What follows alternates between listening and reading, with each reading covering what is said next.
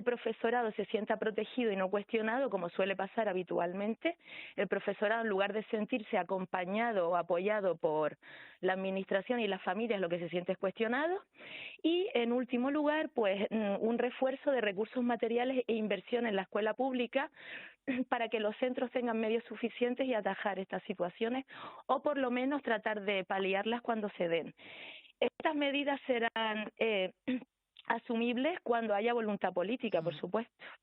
Pues Silvana Soberino es portavoz del Secretariado Nacional del STEC. Gracias por habernos acompañado aquí en la Radio Canaria. Buenos días.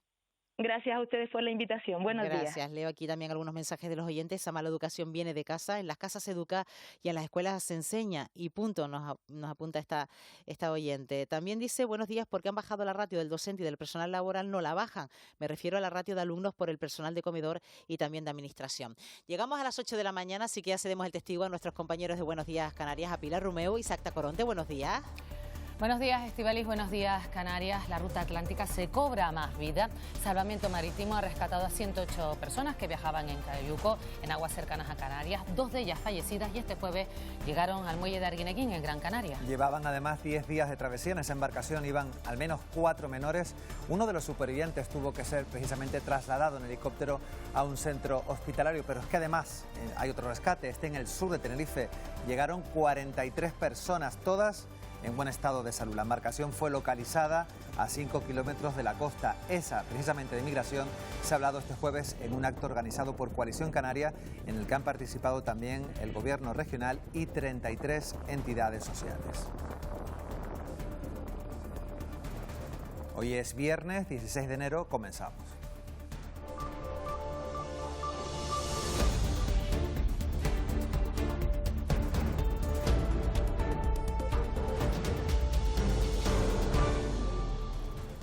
El Gobierno canario y los 7 cabildos se han comprometido a destinar más de 1.600 millones de euros a los servicios para personas con dependencia y discapacidad de las islas hasta 2028. Este jueves se firmaron los convenios para Gran Canaria, Lanzarote y Fuerteventura, que incluyen la creación de nuevas plazas sociosanitarias. Canarias reclama más fondos del Estado y los del nuevo sistema de financiación no convencen al Ejecutivo. El Gobierno reclama alrededor de 1.000 millones más cada año y sobre todo el mismo trato que se da a otras comunidades autónomas. Dicen que el actual reparto se ha pactado en exclusiva con Cataluña. Hoy hablaremos en Buenos Días Canarias de este asunto con la consejera de Hacienda, Matilde Asián. Será en unos minutos. 7 de los tripulantes del barco que fue interceptado con el mayor cargamento de cocaína de Europa han sido puestos en libertad tras comparecer ante el juez. Afirman que fueron obligados a cargar la droga. Ahora se han quedado en Tenerife, en la calle, sin dinero y obligados a comparecer ante el juez cada semana. Donald Trump ha recibido en la Casa Blanca a la líder opositora venezolana, un encuentro muy esperado, pero que ha tardado casi 2 semanas en producirse después de la intervención militar estadounidense en Venezuela. Tras una reunión de más de 2 horas a puerta cerrada, Estados Unidos ha repetido que Machado no es la persona adecuada para liderar el cambio político en Venezuela. Conocemos que va a ser noticia este viernes. Como cada día nos lo cuenta Eva Trujillo. Pues este viernes estaremos pendientes porque se va a colocar la primera piedra del futuro complejo residencial de la Asociación de Atención a Personas con Autismo, Apanate, en la isla de Tenerife. Un acto que va a ser a las 9:30 y tiene carácter simbólico, con el inicio de estas obras y al que va a asistir el presidente de Canarias, Fernando Clavijo, y también la presidenta del Cabildo de Tenerife, Rosa Dávila. Y hoy es el primer día de jornada de puertas abiertas del buque Juan Sebastián Elcano. Llegó ayer a la isla de Tenerife en su escala antes de poner rumbo a América. Recuerden que podrán conocer de cerca su historia y el funcionamiento de este buque histórico hasta este domingo. Y también hoy se firma el acuerdo para la retransmisión un año más de los concursos y galas del Carnaval de Santa Cruz de Tenerife. El administrador general de Radio Televisión Canaria, César Toledo, y la directora de Radio Televisión Española en Canarias firmarán el acuerdo con el alcalde de Santa Cruz, José Manuel Bermúdez. Hoy, recuerden, comienzan oficialmente los actos en la capital tinerfeña con la presentación de las candidatas y podrán seguirlo en directo aquí en Televisión Canaria. Y en los deportes, el Fútbol Club Barcelona de Pedri está en los cuartos de final de la Copa del Rey tras vencer anoche 0-2 al líder de la Liga Hypermotion, el Racing de Santander. Un gol de Ferran Torres tras una genialidad de Fermín y la sentencia de Lamine Yamal dieron un sufrido pase a los de Hansi Flick. Eso en fútbol. Y en baloncesto, el primer asalto de la gira europea de la NBA, en esta ocasión en Berlín, se saldó con un triunfo ajustado para los Orlando Magic sobre los Memphis Grizzlies por 118-111. Santi Aldama anotó 18 puntos, además de coger 5 rebotes y dar una asistencia. Nos vamos a la isla de Lanzarote para ver cómo amanece. Nos llega esta imagen en directo desde el Puente de las Bolas y el Castillo de San Gabriel, donde, como vemos, el día comienza con nubes y sin viento. La temperatura a esta hora de la mañana en la isla de los Volcanes ronda ya los 17 grados. Eso que acabamos de ver en Lanzarote, pero vamos a ver, Pilar, cuál es la previsión del tiempo aquí en este 16 de enero en el resto del archipiélago. Creo que hoy, el fin de semana, vamos a tener que sacar el paraguas. Se lo preguntamos ya a Vicky Palma. ¿Nos lo confirma? Buenos días, Canarias. Sí, en principio sí vamos a necesitar paraguas en el norte de las islas, hoy, esta tarde, el sábado y también el domingo. De momento hoy nos despertamos con abundante nubosidad, cubre el cielo en Lanzarote, en Fuerteventura, en Gran Canaria, en buena parte en las islas de mayor relieve, aunque encontramos algunos claros en zonas del sur y suroeste. Esas nubes durante la mañana no van a dejar precipitaciones. A partir de mediodía, para la meteorología, la mediodía es las 12 de este mediodía, irá entrando nubosidad con carga de humedad que sí va a dejar precipitaciones, al menos de carácter débil, en el norte y este de La Palma, en puntos del norte del Hierro, de La Gomera, en el norte de Tenerife, de Gran Canaria y en algunas zonas de Lanzarote y de Fuerteventura. El otro elemento importante, el viento. Ahora casi no hay viento, cobrará importancia esta tarde-noche. Tendremos vientos de componente norte moderados con intervalos fuertes y mal estado del mar. Se mantiene la prealerta declarada por el Gobierno de Canarias. Hoy las olas estarán entre los 3 y los 3,5 metros de altura.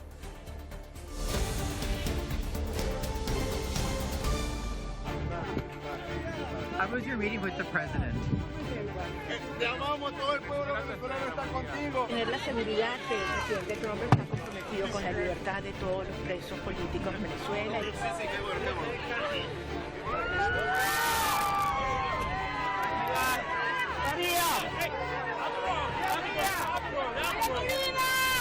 Hoy más del 90% de los venezolanos queremos lo mismo, queremos vivir con libertad, con dignidad, con justicia, y pudimos conversar con calma sobre lo que son las expectativas y los sueños de los venezolanos.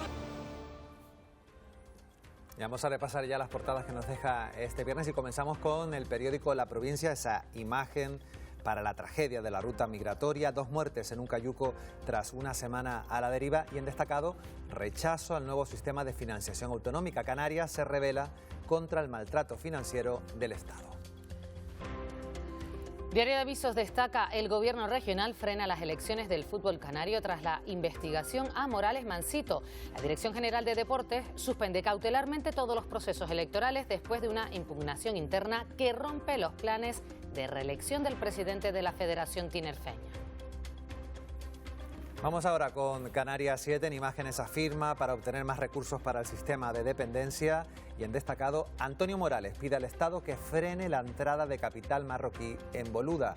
Alerta al presidente del Cabildo de Gran Canaria de riesgos para el archipiélago, si bien Boluda ha dejado claro que sigue teniendo el control. Fotografía en el día para Corina Machado, la líder opositora de Venezuela. Tras la reunión con Trump ha dicho lo siguiente: contamos con Trump para la libertad de Venezuela.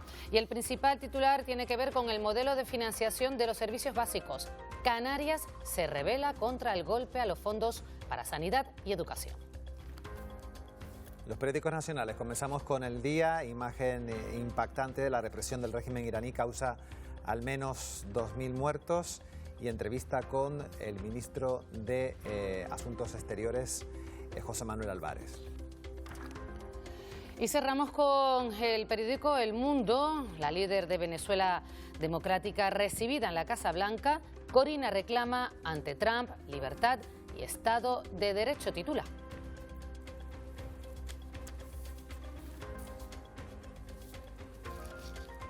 Vamos ya a conectar en directo con las capitales de provincia para conocer cómo está la situación del tráfico. Y empezamos en Tenerife.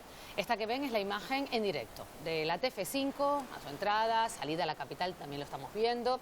Hasta ahora la densidad de vehículos comienza a ser un poquitito más importante, aunque los coches circulan, como estamos viendo, con cierta fluidez, tanto a la entrada como a la salida. Y ahora vamos a ver la Gran Canaria 1 a la altura de Hoya de la Plata. Es la entrada sur a la capital. El tráfico es fluido en las dos direcciones, tanto a la entrada como a la salida de la ciudad.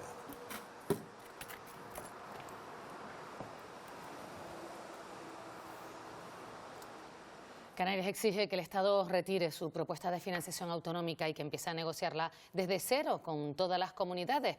El Ejecutivo Regional sigue insistiendo en que el archipiélago va a recibir per cápita menos que otras comunidades como Cataluña. Están dispuestos a llegar a los tribunales.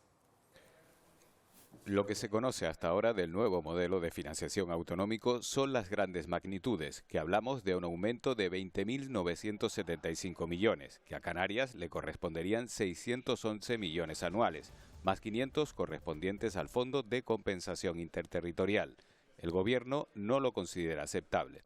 Exigimos al Gobierno de España que retome la situación, que haya una negociación colectiva y que esta propuesta la deje a un lado. En el Parlamento, la mayoría destaca que la única reunión previa a la propuesta se produjera entre Pedro Sánchez y el líder de Esquerra Republicana de Cataluña, única comunidad que apoya de momento la propuesta estatal, mientras la ronda de contactos con el resto va a ser posterior. Si Cataluña es la única comunidad autónoma que está a favor y el resto del arco de comunidades autónomas ha dicho que no, quiere decir que algo falla. El resto de las comunidades se han enterado por la prensa de los acuerdos alcanzados, hablo del Estado y uno de los partidos, no de Cataluña. Esta reforma del sistema de financiación no es más que un traje a medida a Esquerra para que siga manteniendo a Pedro Sánchez en su sillón en la Moncloa. Cuando decíamos que a Canarias le faltaban más de 500 millones de euros, teníamos razón. Ayer se sacan de la manga que habrá un fondo de compensación justamente de 500 millones de euros. Un fondo de compensación que ya existe y que, bueno, que es una buena noticia para Canarias que estemos en torno a esos 550 millones de euros que vienen a complementar esos 611. El Ejecutivo canario sitúa en 1.000 millones la cantidad que toca a las islas en función de su población, elevando desde los 270 euros por habitante actuales hasta los 450 euros de media en el conjunto de las comunidades autónomas. Estos días se habla mucho del modelo de financiación autonómica, es ese sistema por el que el Estado reparte a las comunidades el dinero con el que luego costearán servicios como la educación o la sanidad. Para entender cómo funciona, vamos a hacer un repaso por su historia, cuándo aparece, qué criterios se usan para el reparto y qué novedades plantea incorporar ahora el Gobierno español. Para entender el modelo de financiación autonómica hay que viajar a los 80. Tras la muerte del dictador, España deja de ser un país donde el Estado tiene todas las competencias. Comienzan a aparecer las transferencias a determinados tipos de bienes y servicios y luego incluso se descentraliza la operatividad en cesión de impuestos o incluso competencias. Como sucede, por ejemplo, con la sanidad y la educación. En cuanto a los criterios para repartir la financiación, son principalmente dos: la población y el coste de los servicios. No cuesta igual provisionar un bien o un servicio público en Canarias, en los entornos insulares fragmentados, que lo que sucede en el resto del territorio nacional. En el caso de la población ajustada, tiene en cuenta la lejanía, la insularidad y la dimensión de la comunidad. No se ha comportado demográficamente igual las comunidades autónomas como el archipiélago que lo que ha sucedido en el resto del territorio nacional. Son los dos pilares fundamentales. La última modificación se hizo en 2010, ahora en 2026 se impone el criterio catalán de que quien más aporta, más recibe. No es el más idóneo para establecer un proceso de cohesión económica y territorial, por el que Canarias saldría perdiendo. Vamos a saludar a esta hora de la mañana a Matilde Asián, la consejera de Hacienda y Relaciones con la Unión Europea. Señora Asián, ¿qué tal? Muy buenos días. Buenos días. Buenos días. Bueno, el Estado reconoce efectivamente que falta dinero, falta cantidad importante para el archipiélago, ofrece esos 500 millones de compensación. No sé si le parece a usted una buena idea ese dinero, teniendo en cuenta que es un dinero que además se tiene que gastar en cosas específicas luego, ¿no? Bueno, evidentemente el reconocimiento de que Canarias está infrafinanciada y por tanto participa en un fondo de compensación para las regiones infrafinanciadas, como el Gobierno de Canarias ha dicho en todo momento, es una realidad. Ya se ha reconocido que estamos infrafinanciados por la propuesta de reforma del sistema.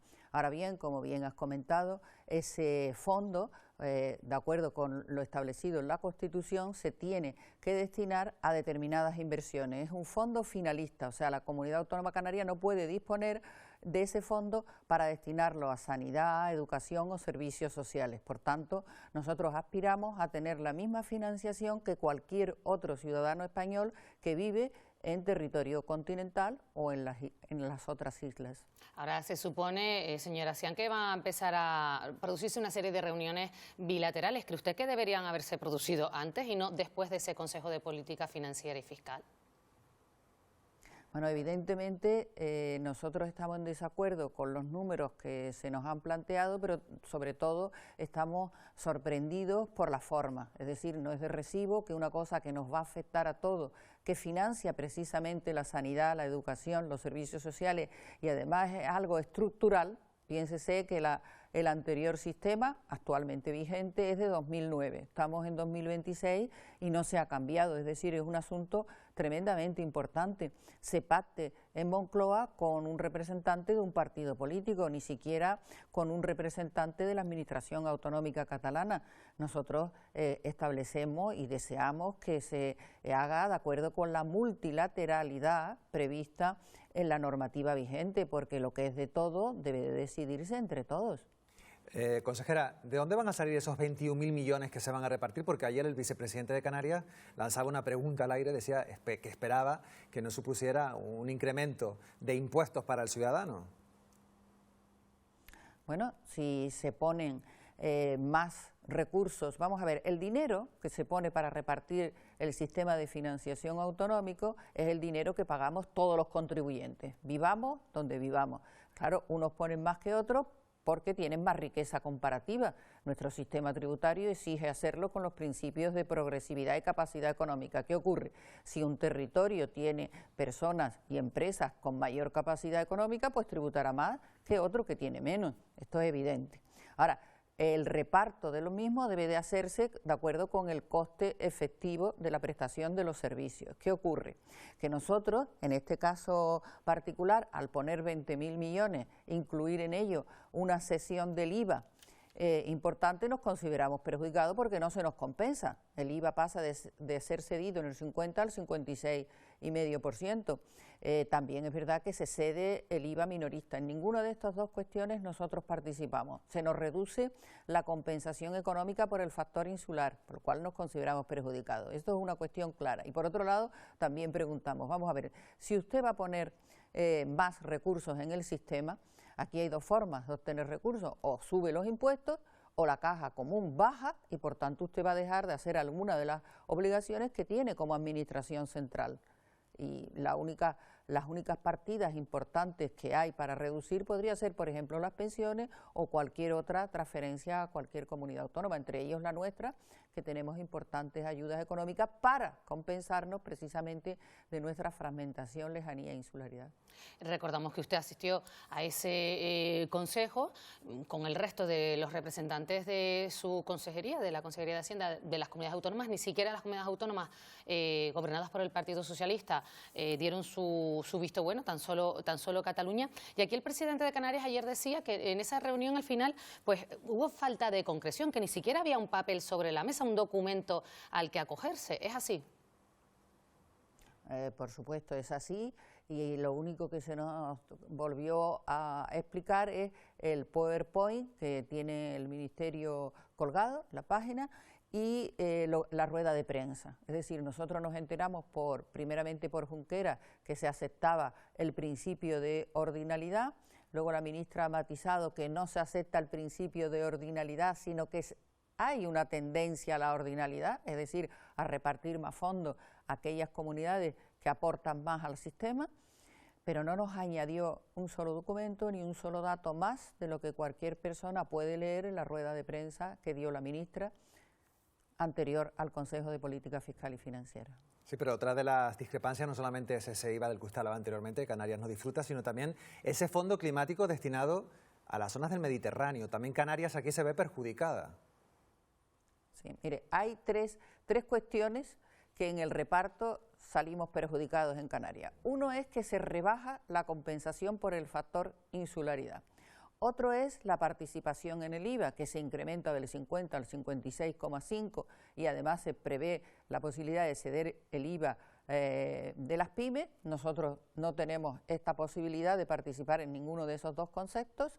Y luego el fondo climático. Se crea en el sistema un fondo climático de manera sorpresiva porque la lucha contra el cambio climático debe de ser objeto aparte del sistema de financiación autonómica. Es un tema muy complejo y se debe de repartir fuera del sistema de financiación y con unos criterios que queden acreditados, porque a las regiones mediterráneas, es la propuesta, a las regiones mediterráneas se le van a aportar más fondos que las regiones que no somos mediterráneas. Nosotros somos una región atlántica.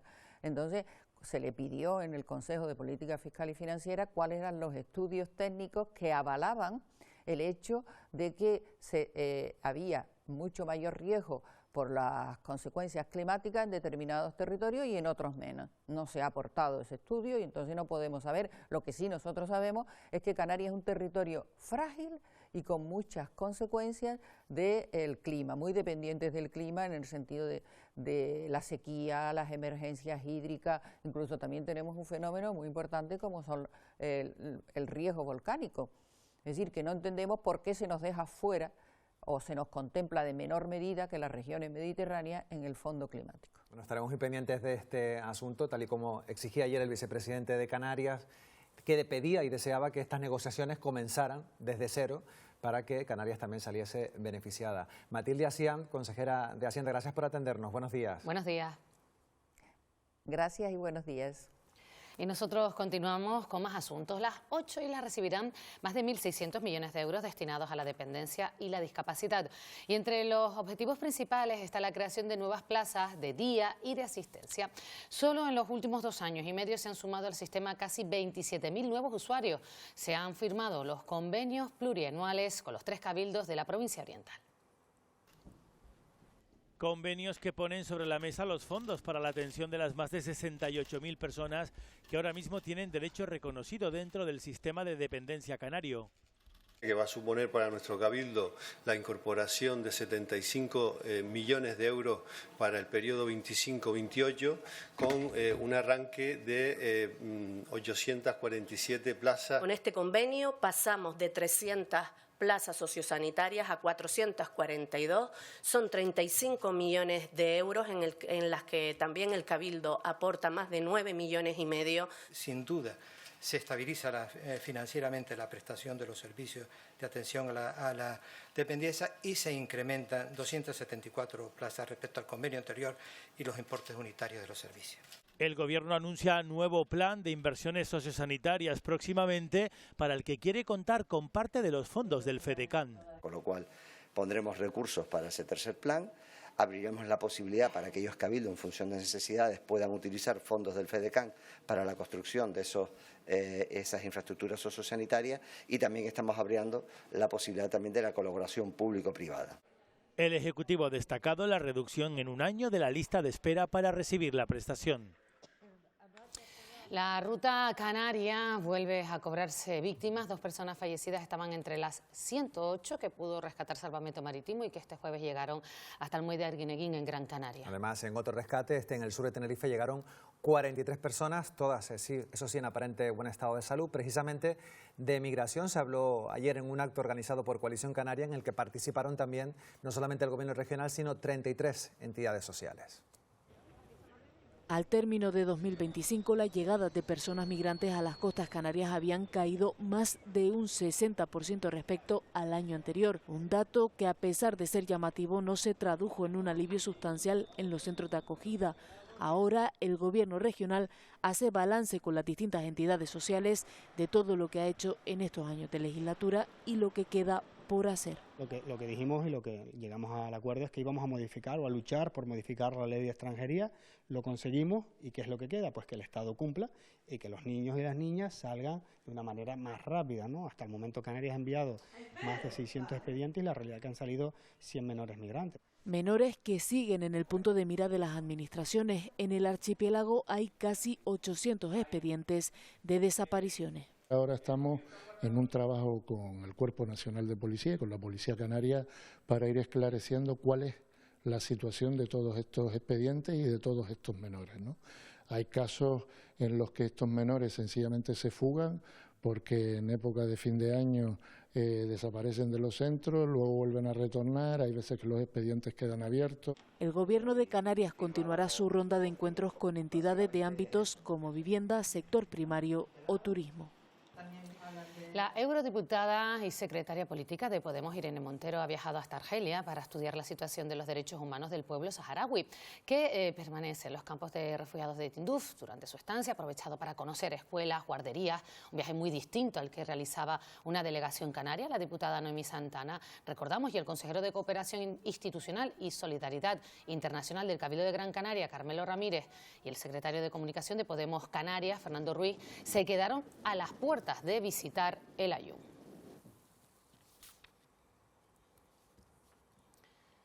A esta hora de la mañana nos atiende Irene Montero, como decimos, eurodiputada de Podemos, secretaria de Política de ese partido. ¿Qué tal? Muchas gracias por atendernos, que sabemos que llega de viaje, que ha llegado de madrugada y que atiende aquí a Televisión Canaria, en concreto al Buenos Días Canarias.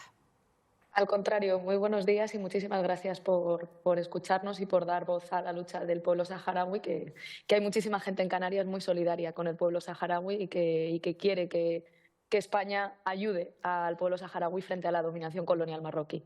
Precisamente lo comentábamos, esa delegación canaria que no pudo entrar, que ni siquiera pudo viajarse del avión, pero usted sí se encuentra ahora pues, en ese lugar.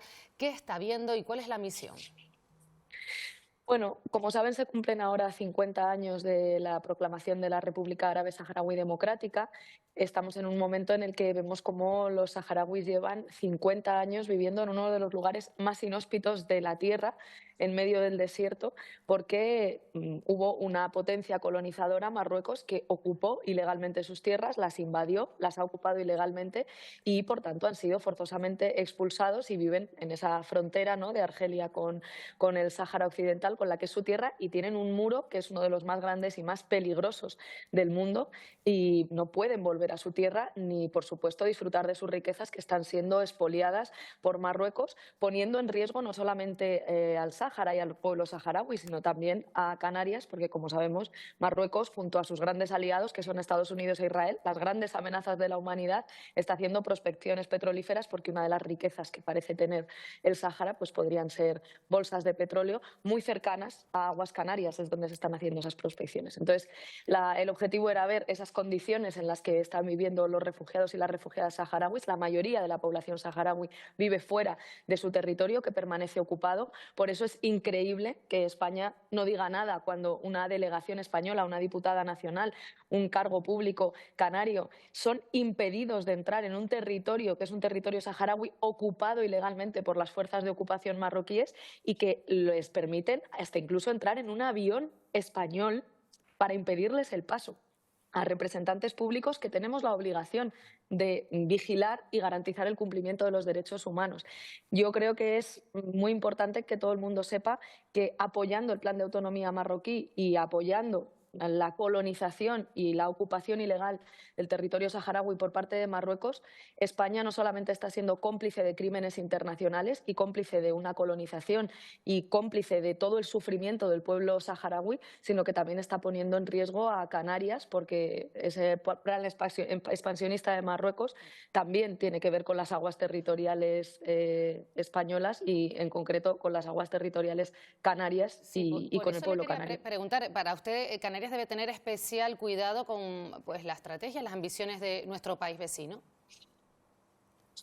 Es que Marruecos es ahora mismo el principal aliado en el norte de África de la gran amenaza para la humanidad de este momento, que es Donald Trump y que es Estados Unidos, un país, un imperio que quiere controlar y dominar el mundo de la mano de las grandes riquezas del planeta y que para ello se está planteando el ejercicio de la fuerza bruta por encima de cualquier norma del derecho internacional, de la más mínima humanidad, y que está imponiendo el terror en el mundo.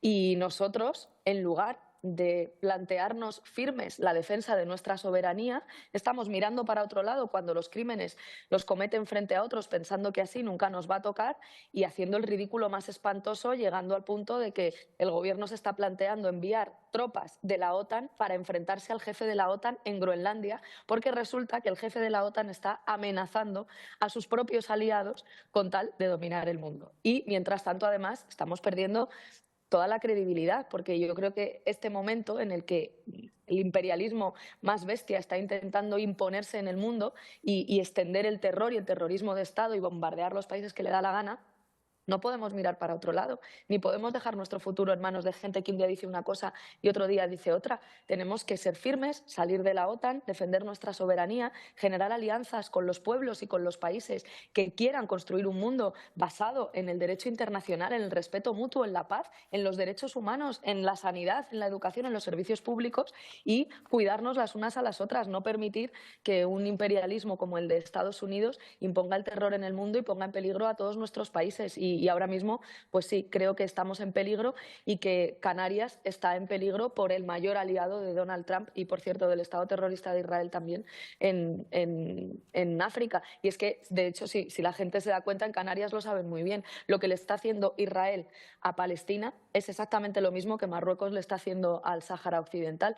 Insistir, insistir, insistir hasta exterminar al pueblo saharaui, hasta quedarse con una tierra que no les pertenece por el uso más despiadado de la fuerza bruta. Señora Montero, ya sabe cómo es esto de la televisión, que el tiempo pasa muy rápido, pero queremos abordar con usted otros asuntos de actualidad. Por ejemplo, mirando a Venezuela, me gustaría saber su opinión sobre cuál cree que es el papel que está jugando actualmente el gobierno español en este conflicto. Ayer intervenía en ese Congreso de los Diputados el ministro de Asuntos Exteriores. Podíamos escuchar a la diputada Ione Belarra precisamente hablando sobre este asunto, pero nos gustaría conocer su opinión sobre ese papel que está jugando España en el conflicto con Venezuela. Yo creo que cuando se le permite a un país criminal como Estados Unidos que secuestre a un presidente, que bombardee ilegalmente países, como ha estado haciendo todo este año, ¿no? Participando y siendo el principal apoyo del genocidio, bombardeando Irán, bombardeando Yemen, bombardeando el Líbano, también bombardeando ilegalmente Venezuela y haciendo una operación militar completamente ilegal y fuera del derecho internacional, estamos todos en peligro. Y creo que, además, es descarado ya la falta de acción contra el imperialismo yanqui de Europa y del Gobierno de España es lo que le permite actuar con total impunidad. Todo el mundo sabe que España es un país que forma parte de la OTAN. Mientras sigamos en la OTAN, España forma parte de la fuerza militar con la que Trump está aterrorizando al mundo. Entonces, me parece que eso es aparte de moralmente y de éticamente, una decisión intolerable, y yo creo que este es el momento para sacar los principios más profundos y defender las cosas justas, aunque sea difícil. Es que es una decisión militar y políticamente que nos pone en peligro, porque estamos siendo aliados de la mayor amenaza para la humanidad. Entonces, creo que debería encontrar la gente en el Gobierno de España un país firme que lidera la alternativa y el mundo diferente posible que podemos construir los pueblos del mundo frente al terror que intenta imponer el criminal de Donald Trump en todo el mundo. Señora Montero, nos quedamos ya sin tiempo, pero son muchos los asuntos de actualidad y uno de ellos es sin duda esa denuncia contra el cantante Julio Iglesias. Usted fue ministra de Igualdad de nuestro gobierno, del Gobierno de España. ¿Qué tiene que decir? Pues que, desgraciadamente, durante demasiado tiempo muchísimos hombres han utilizado su prestigio, su fama, su dinero, incluso esa romantización de las canciones de Julio Iglesias, ¿no?, para ejercer un poder que era un poder violento. Y en este caso los testimonios de estas mujeres son gravísimos. No hablamos solo de violencia sexual, estamos hablando de servidumbre doméstica con rasgos de trata de seres humanos con fines de servidumbre, con fines de explotación sexual. Es decir, son unos testimonios terroríficos en los que a esas mujeres se les obligaba a estar encerradas en esas mansiones, se les obligaba a mostrar y hacerse pruebas médicas que debían pertenecer al más estricto orden de su intimidad, se les controlaba la menstruación, se les controlaban las llamadas telefónicas, las fotografías que hacían en sus teléfonos, se les maltrataba, es decir, se les explotaba laboralmente. Son unos relatos terroríficos y yo creo que lo que hay que hacer es estar al lado de esas mujeres que están rompiendo el silencio y garantizar que ellas tienen todos los apoyos para garantizar sus derechos y que cada vez todos esos hombres que han utilizado su prestigio y su fama como un manto de impunidad, pues ya no siguen impunes porque eso se acabó, ese tiempo en España se acabó. Señora Montero, muchísimas gracias por habernos dedicado estos minutos en Buenos Días Canarias, como siempre. Igualmente a ustedes. Dispuesta a atendernos y le deseamos lo mejor en ese viaje que está realizando. Lo mismo, muchísimas gracias. Buenos días. Bueno, pues nosotros continuamos de vuelta aquí a las islas. Vamos a hablar ahora de la operación policial que apresó un barco con droga que llegó el domingo, recordamos, a Tenerife. Dejó 13 detenidos. A 7 de ellos el juez les ha dejado en libertad teniendo que firmar todos los lunes ante el juzgado y no pueden dejar España. Sí, además son ciudadanos indios que dicen no tener dinero ni móviles y que están durmiendo en la calle. Pueden asearse, comer en el albergue municipal, pero ahí no pueden pasar la noche. El ayuntamiento pide a otras administraciones que se hagan cargo de este asunto. Llegaron el domingo con el barco apresado con droga. El juez les ha dejado en libertad. Ellos también nos han contado que no tenían nada que ver con la droga. No, we don't know in that bag have drugs. De hecho, cuentan que si preguntaban a otros tripulantes, So we asked him question. So directly he removed the gun and point out on her head and he told, just do what I say. You don't ask me. Les amenazaban y les decían que no preguntaran. Tienen buenas palabras para la policía española. And they was very good to us, everyone. They help out to eat food and take shower, everything. They help us too much. Nos ayudaron mucho. Los 7 son indios. Ahora tienen que firmar todos los lunes en el juzgado y no pueden salir de España. Se les ha retirado el pasaporte. No tienen móviles ni dinero, pues llevan sin cobrar 5 meses. No pay. Company no salary. Estos días están durmiendo en la calle. We don't have place to sleep anywhere. Y comen en el albergue municipal. Es una administración quien está dejando en situación de calle a estas personas, ¿no? Yo creo que nosotros, los recursos que tenemos del municipio, debemos destinarlos para otros recursos y para otras personas que lo necesitan. Los recursos son limitados y si la propia administración ha dejado en esta situación a estas personas, pues que le den también una alternativa y un recurso. Todos desean que su situación se arregle cuanto antes. Saludamos a Eva Trujillo porque nos va a contar de qué asuntos estamos pendientes. Pues hoy pendientes, Pilar, del Centro de Investigaciones Sociológicas, el CIS, que va a publicar el primer barómetro de este año 2026.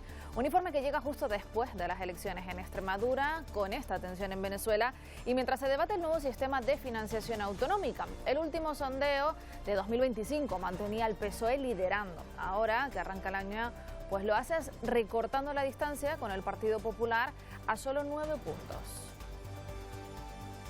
Los tractores volverán a paralizar las calles en diferentes ciudades de nuestro país. Agricultores que se manifiestan en contra del acuerdo comercial de la Unión Europea con el bloque de Mercosur. Las protestas se van a realizar entre el 26 y el 30 de enero en toda España y se van a centrar con mayor intensidad el día 29 en Madrid.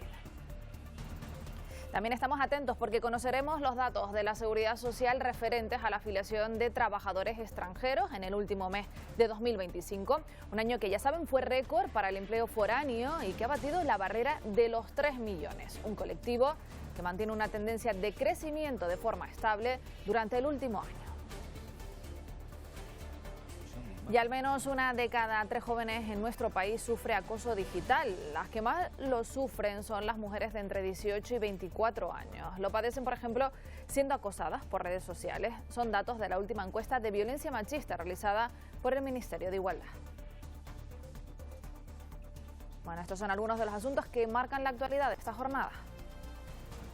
Y nosotros seguimos hablando de Venezuela porque ya saben que es uno de los temas principales tratados el jueves en el Congreso de los Diputados.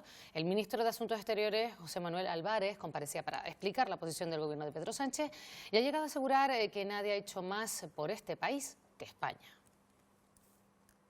Ante este nuevo contexto global, el ministro de Exteriores, José Manuel Álvarez, plantea una alianza por el multilateralismo. Una alianza en defensa de la cooperación internacional y la resolución pacífica. Partido Popular y Vox celebran la caída de Nicolás Maduro y critican al gobierno de España por blanquear, a su juicio, el régimen venezolano. El gobierno socialista quiere reciclar al régimen chavista. Quiere salvar a Delcy para salvarse a sí mismo. Ustedes han blanqueado sistemáticamente la tiranía de Maduro porque se han beneficiado de ella. Sumar y Esquerra Republicana de Cataluña denuncian el secuestro de Venezuela por parte de Estados Unidos por intereses económicos, mientras que Podemos reclama medidas valientes. Alentar el diálogo nacional de todas las fracciones políticas para reconstruir su soberanía violada y ultrajada. Un defraudador, un pedófilo y un violador llamado Donald Trump se pasea por el mundo como un bully. Lo que tiene que hacer España es cerrar las bases norteamericanas en suelo español.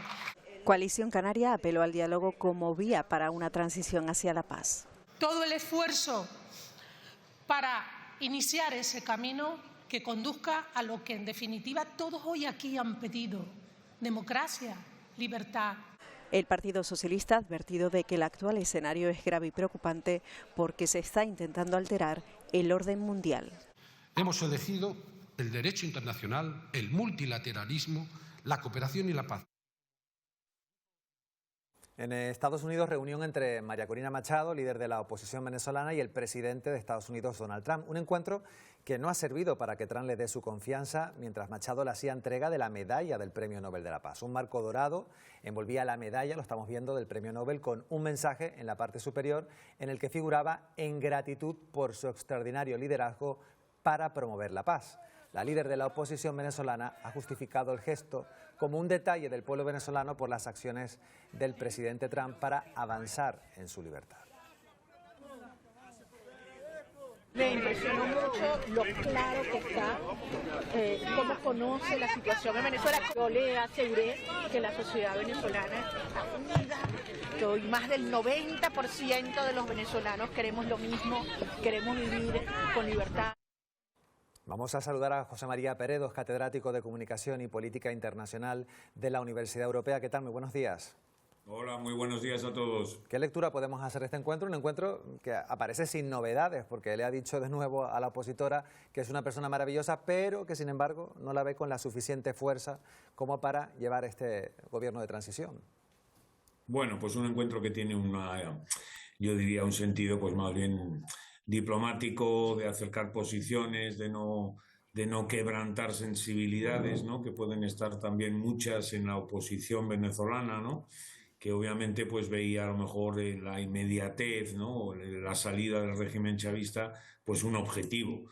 Y obviamente lo que parece claro es que los ritmos los va a poner Estados Unidos y los va a poner la administración Trump, ¿no? Yo diría que es un gesto, no deja de ser un gesto también pues importante, ¿no?, en el hecho de que evidentemente pues la oposición está reconocida y de alguna manera también está reconocido, ¿no?, implícitamente pues el camino hacia una democratización, legitimación del sistema venezolano, que en este momento no lo tiene, porque las elecciones obviamente fueron fraudulentas y no se aceptó el resultado.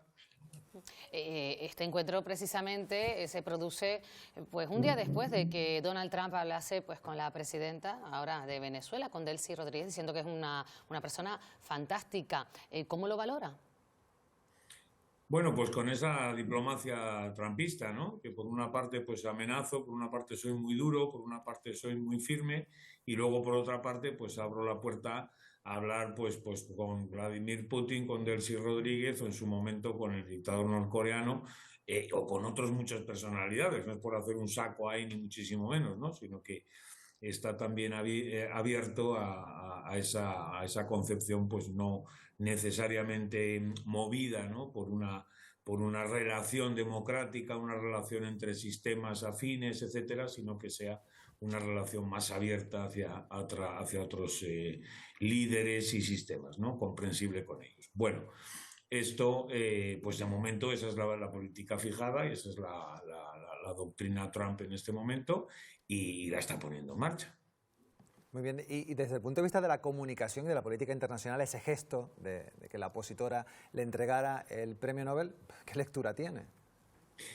Bueno, tiene una lectura, porque yo creo que Donald Trump efectivamente quería el Nobel de la Paz también. Trabaja en cualquier caso por dejar huella, ¿no?, de su impronta y de su presidencia, y además dejar una huella positiva suya y que de paso recaiga en Estados Unidos o viceversa, ¿no? Es decir, ¿no?, los procesos de paz, que ha hecho mucha referencia, que he hecho 8 procesos de paz, he avanzado 8 procesos de paz y demás, con distinto final y con distinta consecuencia, ¿no?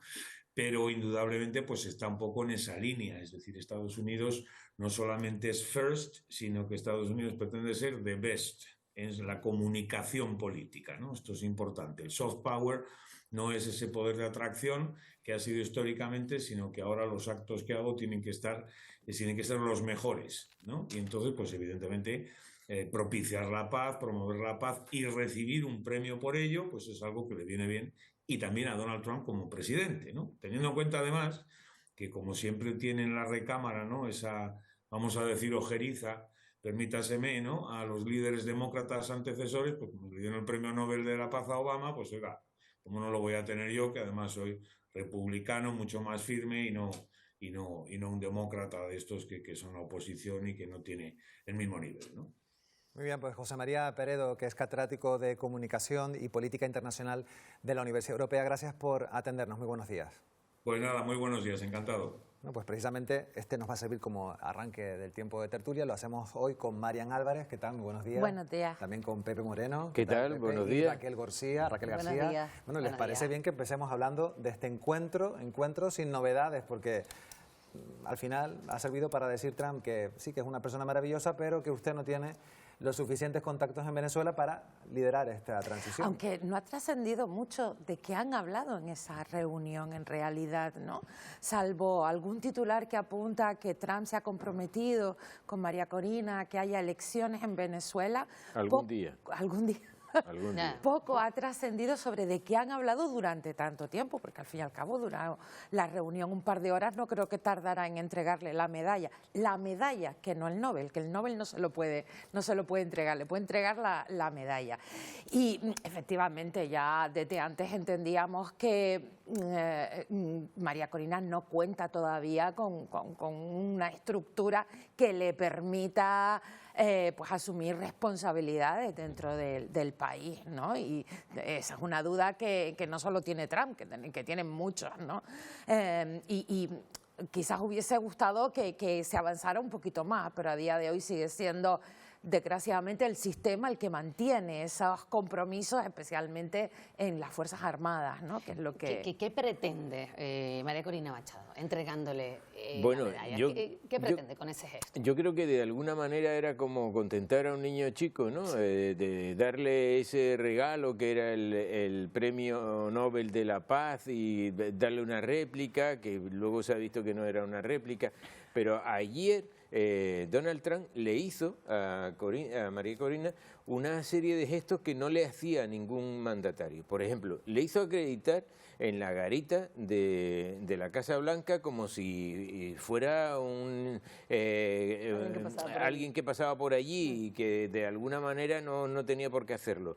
Luego entró con un asesor nada más y efectivamente no se difundieron, pero yo creo que no se difundieron las imágenes de esas 2 horas de encuentro, que además comió con el presidente Trump, porque no quiere Trump darle ningún beneplácito a María Corina. Y total, que al final lo que se da uno cuenta es de que no hay voluntad de que se camine esa historia paralela que puede ser Edmundo González y que puede ser María Corina Machado como alternativa a lo que está ahora en el poder. Eso ya se verá en unas hipotéticas y futuras elecciones que ya veremos cuándo se celebran, porque no se tienen por qué celebrar ahora. ¿Qué hubiera pasado en junio del 24 cuando ganaron esta gente las elecciones?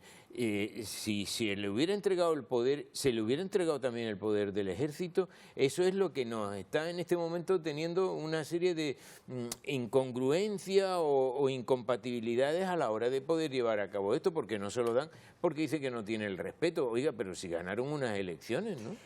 Incongruencia es una de las cosas características que más destaca Donald Trump con todo lo que está haciendo. Vamos a partir de la base de que Donald Trump quiere dos cosas, quiere poder y quiere dinero, y María Corina Machado ahora mismo lo único que le puede ofrecer es lo que le ha dado, que es simbólicamente el Premio Nobel de la Paz, porque tampoco... Que es lo único que tiene, ¿no? De forma simbólica, sin embargo, entre el poder y los recursos, que son las únicas dos cosas que quiere Donald Trump, aquí ¿quién lo tiene de él? Sí. Tengo la sensación de que Donald Trump está jugando a la triangulación, ¿no? Un poco mantener contentos y quizás mantener esa relación simbólica con Corina Machado le puede dar cierta legitimidad sí, simbólica, y sin embargo realmente la otra es la que controla el aparato, la que controla el sistema, el ejército, los recursos que él quiere, siempre y cuando también las empresas petroleras quieran entrar allí, y está jugando un poco a esa triangulación por mantener el relato. A mí lo que sí me da verdaderamente pena y cierta vergüenza me dio pena que una mujer como Corina Machado, que se enfrentó al poder, que se enfrentó a unas elecciones,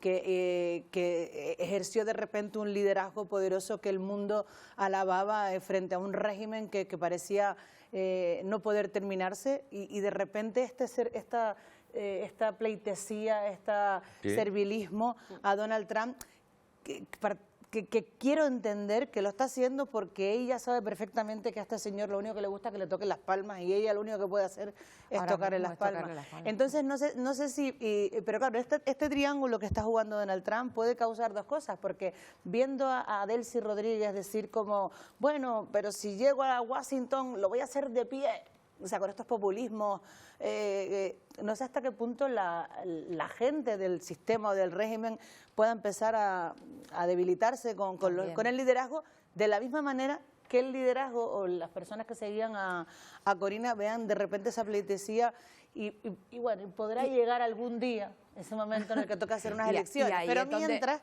él está siendo el rey de la selva. Eso es lo que él pretende. Yo creo que con esta jugada, como tú dices, ¿no? En realidad las está humillando a ambas, que son las dos. Es que me parece bochornoso, a mí me da muchísima vergüenza ver a este señor jugando con las dos, y todo el mundo está humillando a ambas. Y todo el mundo, no sé, o sea, en directo. Y lo que queda claro en cualquier caso es que Donald Trump no persigue la democratización de Venezuela. No lo dijo en ningún momento en su discurso. No, o sea que no es el bien de Venezuela lo que persigue Donald Trump. Lo que persigue es su bien, el suyo y el de su América grande y libre.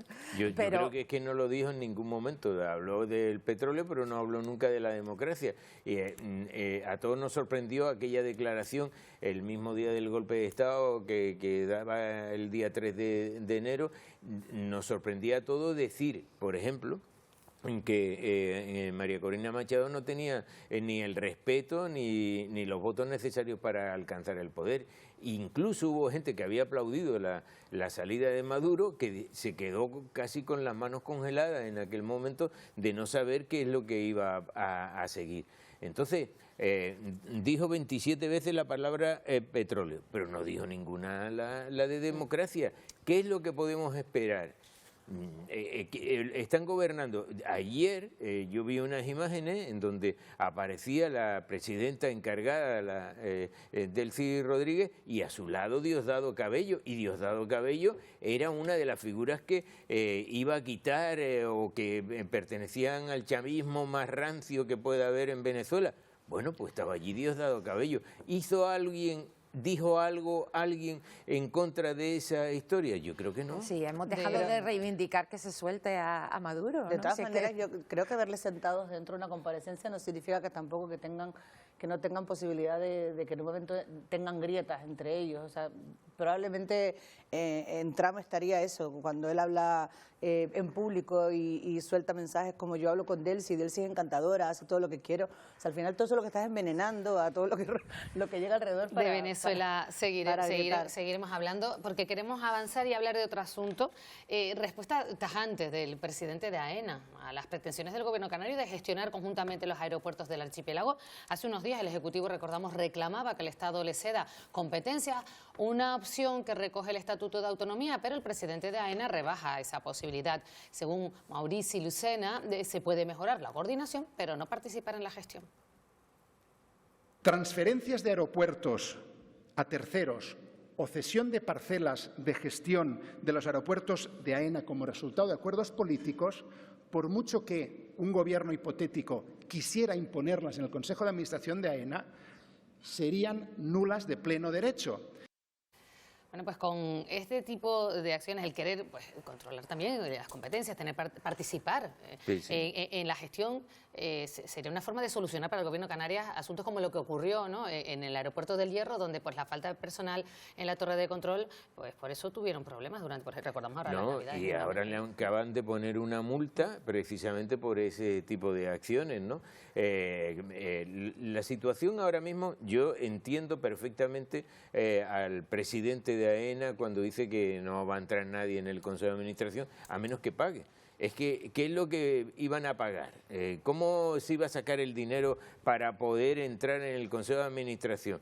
Porque estamos hablando de una empresa privada que además, recordemos aquí que, por ejemplo, salimos de la pandemia en donde todo el mundo pagó una serie de ERTEs para mantener a su personal y tal. Y sin embargo ellos querían cobrar, y así lo han judicializado, querían cobrar el alquiler de los locales que estaban en cada uno de los aeropuertos, y lo van a lograr. Entonces no se puede imponer bajo ningún criterio gubernamental el que es de esta comunidad autónoma y que usted tiene tantos aeropuertos en ese sitio, va a entrar en el Consejo de Administración. Lo dijo ayer el presidente de AENA, y lo dijo además sin nombrar para nada a Canarias ni nada.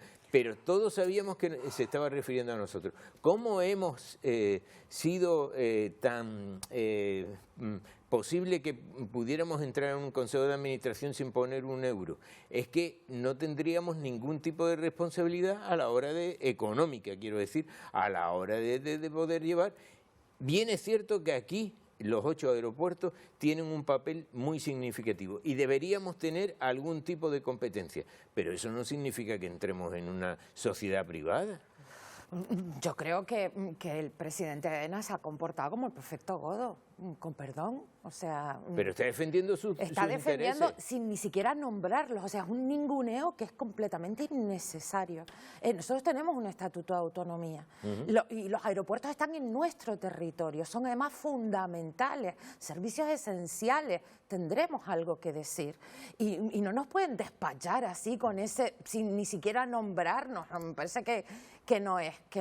Yo no sé cuál es la fórmula, no sé si quizás esto nos pasa justamente por privatizar cosas como tan fundamentales como son los aeropuertos. Menos mal que en el término de puertos no lo hemos hecho, pero ¿acaso no tenemos una importante presencia en los consejos de administración de los puertos que son de titularidad estatal? ¿Por qué no en los aeropuertos? ¿Por qué si lo tenemos en los puertos, nos sentamos en los consejos de administración, se sientan los cabildos, se sientan los ayuntamientos y no lo podemos hacer en los aeropuertos? Porque hemos participado en su construcción, hemos estado en la construcción de esos puertos, efectivamente. Y los puertos tienen una ley que es la que está organizándose ahora mismo. Bueno, pues, pero en los aeropuertos no existe nada de eso. Es que no debimos dejarlo en manos de una empresa privada. ¿Hay Cataluña en ese Consejo de Administración? Pero si, no se trata de comunidades autónomas de por sí. Se trata de que haya una mayoría de sector público que tome las decisiones. Pero si tiene el 51%, yo vuelvo a insistir, es que yo lo que no veo es que si tú no pones las perras necesarias para poder entrar en un consejo de administración... es que las perras las genera el propio aeropuerto. Es que dejan beneficios los aeropuertos. ¿Cómo no vamos a estar? Son los nuestros los primeros. Son los nuestros los que ayudan a compensar las pérdidas en otros aeropuertos que no tienen el mismo nivel. ¿Cómo no vamos a tener algo que decir? Están en nuestro territorio y somos nosotros los que hacemos que esa gente pague tasas y pase por aquí. No entiendo que no tengamos algo que decir. De alguna manera tendremos que tener algo que decir, porque al final esto no es una idea romántica, la del Gobierno de Canarias. Estamos hablando del puerto de entrada, el puerto de salida y algo esencial. No sé hasta qué punto, entiendo que el Gobierno de Canarias no ha tenido la competencia de que al final sean empresas privadas, pero bien es cierto que de repente lo que tenemos es un escenario difícil para una situación en la que tenemos que tener una voz de la manera que sea. de la manera que sea, y si tiene que interceder el gobierno del Estado, que es el que tiene una patita dentro, a lo mejor es por donde hay que presionar. O sea, estoy de acuerdo en que no se puede tener una voz porque sí, porque sigue siendo una empresa privada y no se entra en el Consejo de Administración solo por voluntad, ni porque es una idea romántica del nacionalismo canario. Creo que tiene que buscar la manera y, en cierto modo, pues evidentemente AENA tiene muy claro que no va a entrar ningún tipo de decisión pública, de administración pública. Política. Es que el Estatuto de Autonomía no es solo una visión romántica del nacionalismo, compete a todos los partidos políticos. Claro, una decisión política parece que podría parecer entender que lo que se va a hacer es política en el Consejo, y lo que no se debería hacer política. Se debe de velar por la seguridad, el tránsito, la conexión, la conectividad de nuestro territorio. Y cuando hablo de conectividad no estamos hablando dentro del turismo, se trata de necesidades de traslado de la ciudadanía de un territorio que está fragmentado en medio del mar. Hablaba hace un momento, Marian, de los puertos. Pues precisamente les vamos a comentar porque el presidente del Cabildo de Gran Canaria, Antonio Morales, ha solicitado al Estado que frene la compra del 45% de la empresa española Boluda por parte de una empresa controlada por Marruecos. Morales ha escrito ya una carta al Ministerio de Industria porque considera que esta operación, si se lleva a cabo, va a tener repercusión en el funcionamiento del puerto de Gran Canaria. Una acción que el presidente del Cabildo además enmarca en esas ansias expansionistas de Marruecos y que ya alertaba de ello hace unos días. En estos momentos los aliados principales de Marruecos son Estados Unidos e Israel, con la vista puesta en las tierras raras, con la vista puesta en el Sahel y en la entrada en África. Por lo tanto, por supuesto que nos puede afectar. Pepe, el presidente del Cabildo, que alerta de esta compra, que el 45%, o sea, un porcentaje importante. Y que está en línea con lo que había dicho anteriormente sobre, alertaba también sobre las tierras raras, sobre las ansias que tenía Marruecos con Canarias.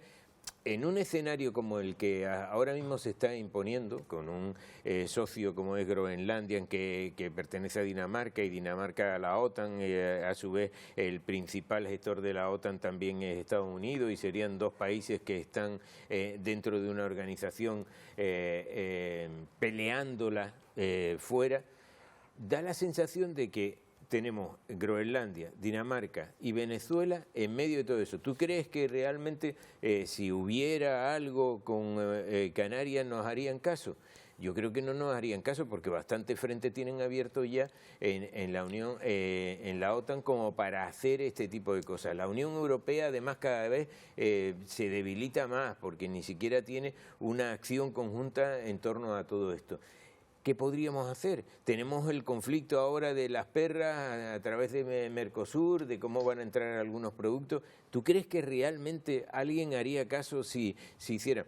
Yo creo que Antonio Morales lo que está exponiendo antes de que se produzca la herida, la venda, y está un poco actuando como actuaron los chiitas en el antiguo Egipto, que invadieron Egipto sin decir esta boca es mía. Luego, cuando ya estaban dentro, es cuando hicieron la gran explosión. Añadimos que hace poco, también hace unos días, Antonio Morales criticaba la misión comercial de Proesca, que es una empresa del gobierno de Canarias, concretamente en el puerto de Dakhla, en Marruecos, diciendo estamos favoreciendo a otro puerto y a lo mejor esto puede ir en detrimento, por ejemplo, del puerto de La Luz y de Las Palmas, evidentemente defendía el puerto de su isla. Se apoyaba también en los argumentos, ha habido un descenso en el puerto de Algeciras también en favor del puerto, de uno de los puertos de Marruecos. Y entiendo el miedo, fíjate, en esta ocasión el miedo que tenemos es que están llegando empresas con accionariados o dentro del Consejo de Administración de gobiernos, de administraciones públicas de gobiernos como Marruecos. Me sorprende un poco me empieza a sorprender un poco sobre la mesa el mensaje de que pueda llevarnos a un miedo del expansionismo de los países aliados. Bueno, países que tenemos más cercanos, ¿no? Porque bueno, sí, están ahí, siempre ha sido una especie de run-run, de repente podía haber sido un vilo, ahora se ha convertido en uno de los mensajes, quizás no tanto por el miedo a la ocupación de los puertos estratégicos o de los puntos estratégicos en economía de nuestras islas, o del país, sino pues por parte de la derecha extrema, lo ha utilizado como uno de los discursos para sembrar un poco del miedo con respecto al tema de la migración, y entonces de repente escuchar ahora este tipo de discurso muy alineado en otra línea, línea, me da miedo a mí ahora que la sociedad empecemos como a reafirmar esto cuando te cuentan un bulo y te lo cuentan dos y dices, pues esto es verdad porque no me han dicho dos. Y dos contrarios, dos visiones completamente distintas. Ya decían los coquillos pañate en las canteras, ¿no? Antes de que sea marroquí. Sí. Bueno, esta es una preocupación histórica en Canarias, ¿no? Y que viene ya desde yo qué sé, desde el 70 y pico, ¿no? Desde que España salió que nos van a conquistar. del Sahara, ¿no? Entonces, a ver, se dan distintas circunstancias, ¿no? Como el hecho de que haya cambiado la política internacional con respecto al propio Sáhara, ¿no? Y la postura, yo creo que tiene más una respuesta de estar contrariado, porque no se apoya al Sáhara y no se esté reivindicando la postura de la ONU sobre el Sáhara, la postura histórica de la ONU, y se esté cambiando algunas, ¿no? Y un poco aprovechando que el Pisuerga pasa por Valladolid y que hay un ataque expansionista, imperialista de Estados Unidos, pues venga, oye, vamos a tirar mecha por aquí también y a sembrar un poquito de miedo, ¿no? A ver, yo no creo que sea no puede ser algo tan evidente, ¿no? Que Marruecos, porque además la entrada en Boluda no es la entrada de una empresa pública marroquí en Boluda, no es la entrada solo en el puerto de Las Palmas. Primero, Boluda son terminales y es en otros puertos de España, no es solo en Canarias, no van a por Canarias, ¿no? Entonces tendríamos que decir que como Boluda tiene también en otros puertos españoles esas terminales, pues van también a por el resto de España. Tenemos que ir ya concluyendo. María, muchísimas gracias por habernos acompañado. Pepe y Raquel, un placer. Igualmente. Que tengan un buen fin de semana. Lo mismo deseamos. Nosotros tenemos que conectar ya con Eva Trujillo. Eva, adelante. Sí, Pilar, pues estamos muy pendientes en la isla de Lanzarote porque ya se ha localizado el origen de las filtraciones que ha provocado vertidos en la playa del Reducto. Lleva ya cerrada el baño desde hace 3 meses. Se espera que pueda abrir pronto. Salvador Cruz, cuéntanos cuáles son los trabajos que se van a llevar a cabo. Te cuento, Eva, buenos días Canarias, que ya se ha localizado, como dices, el origen de esas filtraciones de aguas residuales aquí a la playa del Reducto. Se han localizado en una antigua tubería que se pensaba que estaba fuera de servicio, pero tras los trabajos y diferentes inspecciones se ha comprobado que sigue operativa. Se encuentra con nosotros la concejala de playas del Ayuntamiento de Arrecife, Davinia Denis. Davinia, buenos días. Muy buenos días.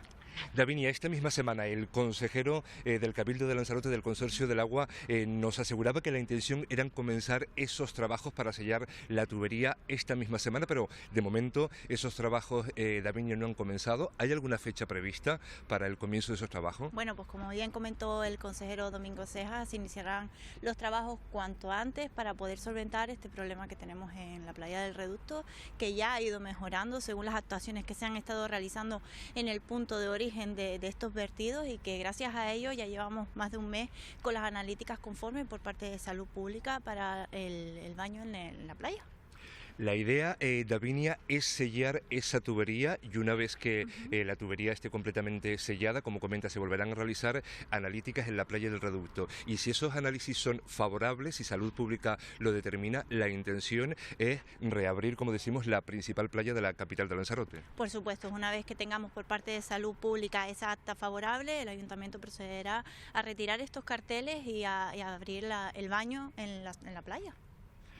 Ese es el deseo y lo que esperan, Eva, todos los vecinos y vecinas, también los turistas que visitan Arrecife y que visitan esta playa, que la playa del Reducto reabran cuanto antes. Como decimos, los trabajos, como ha dicho la concejala de playas del Ayuntamiento de Arrecife, se espera que comiencen lo antes posible. Y el presidente del Gobierno, Pedro Sánchez, ha anunciado la creación de España Crece. Es un fondo que va a tomar el testigo a los Next Generation, que terminan en este año, en 2026. Está dotado con 10.500 millones de euros. A finales de año recibiremos el último desembolso de los fondos Next Generation. Pero nosotros ya hemos empezado a hacer nuestros deberes. Vamos a crear un fondo, un gran fondo, podríamos decir soberano, un fondo soberano. Bueno, pues un fondo soberano que va a recoger el testigo de los fondos Next Generation y que va a extender su empuje haciendo perdurable el legado de esos fondos Next más allá del año 2026. Y el cantante Julio Iglesias se pronuncia por primera vez y niega las acusaciones realizadas por dos ex empleadas, quienes aseguran que el artista abusó sexualmente de ellas. Lo ha hecho en un comunicado, ahí lo están viendo, en su perfil de Instagram. Asegura que no ha abusado, coaccionado o faltado el respeto a ninguna mujer. Ha contratado al abogado José Antonio Choclán, mientras la Fiscalía de la Audiencia Nacional pone en marcha una investigación contra él. Bueno, pues estos son algunos de los temas que marcan la actualidad. Volvemos en unos minutos. Y en los deportes vamos a hablar del choque de la NBA en Europa. Fati Febles, ¿qué tal? Muy buenos días. Sí, no pudo ser, Isaac Pilar, derrota de los Memphis Grizzlies del Gran Canario Aldama. Muy buenos días. Cayeron 118-111 en Berlín ante los Orlando Magic, pero a pesar de esa derrota, Aldama sí que firmó una actuación destacada, eso sí, desde el banquillo, sumando 18 puntos y 5 rebotes en algo más de los 30 minutos que estuvo en cancha. Ahora mismo lo vemos. Antes hacemos una breve pausa para la publicidad.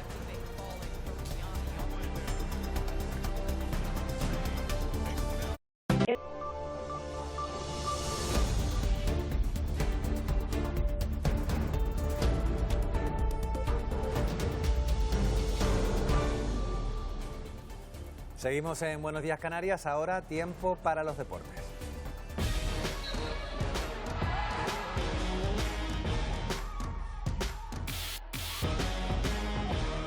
Baloncesto en un ambiente vibrante en el Uber Arena de Berlín. Los Memphis Grizzlies cayeron 118-111 ante los Orlando Magic en un partido de la NBA regular marcado por una remontada del equipo de Florida tras un arranque dominante de Memphis.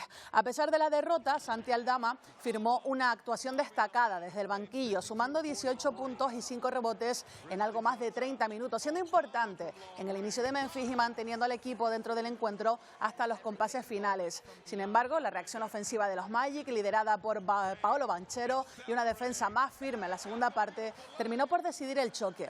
Turno ahora para ver la segunda parte de esa entrevista en exclusiva que hemos tenido con el Gran Canario. Santi Aldama no solo está siendo un jugador referente en los Memphis Grizzlies, también es ya todo un líder en la selección española. Un honor siempre jugar con la selección y con la suerte de poder haberlo hecho de pequeño y ahora hacerlo en la absoluta, pues significa muchísimo para mí y sobre todo en este cambio generacional, el tener esta oportunidad de redirigir un poco y tener una nueva identidad como selección, creo que es algo que me ilusiona mucho, ser parte de ello y poder liderarlo me ilusiona mucho. Una carrera exitosa que no se entiende sin su formación en las islas. Creció y experimentó su juego en el Canterbury antes de marcharse a Estados Unidos. Ahora, desde la distancia, sigue muy pendiente del baloncesto canario. Yo creo que pocas comunidades sienten el baloncesto como lo sentimos nosotros, pues la verdad que el poder expandir el baloncesto canario y poder representarlo es un honor que no se me olvida y sobre todo que lo llevo con mucho orgullo.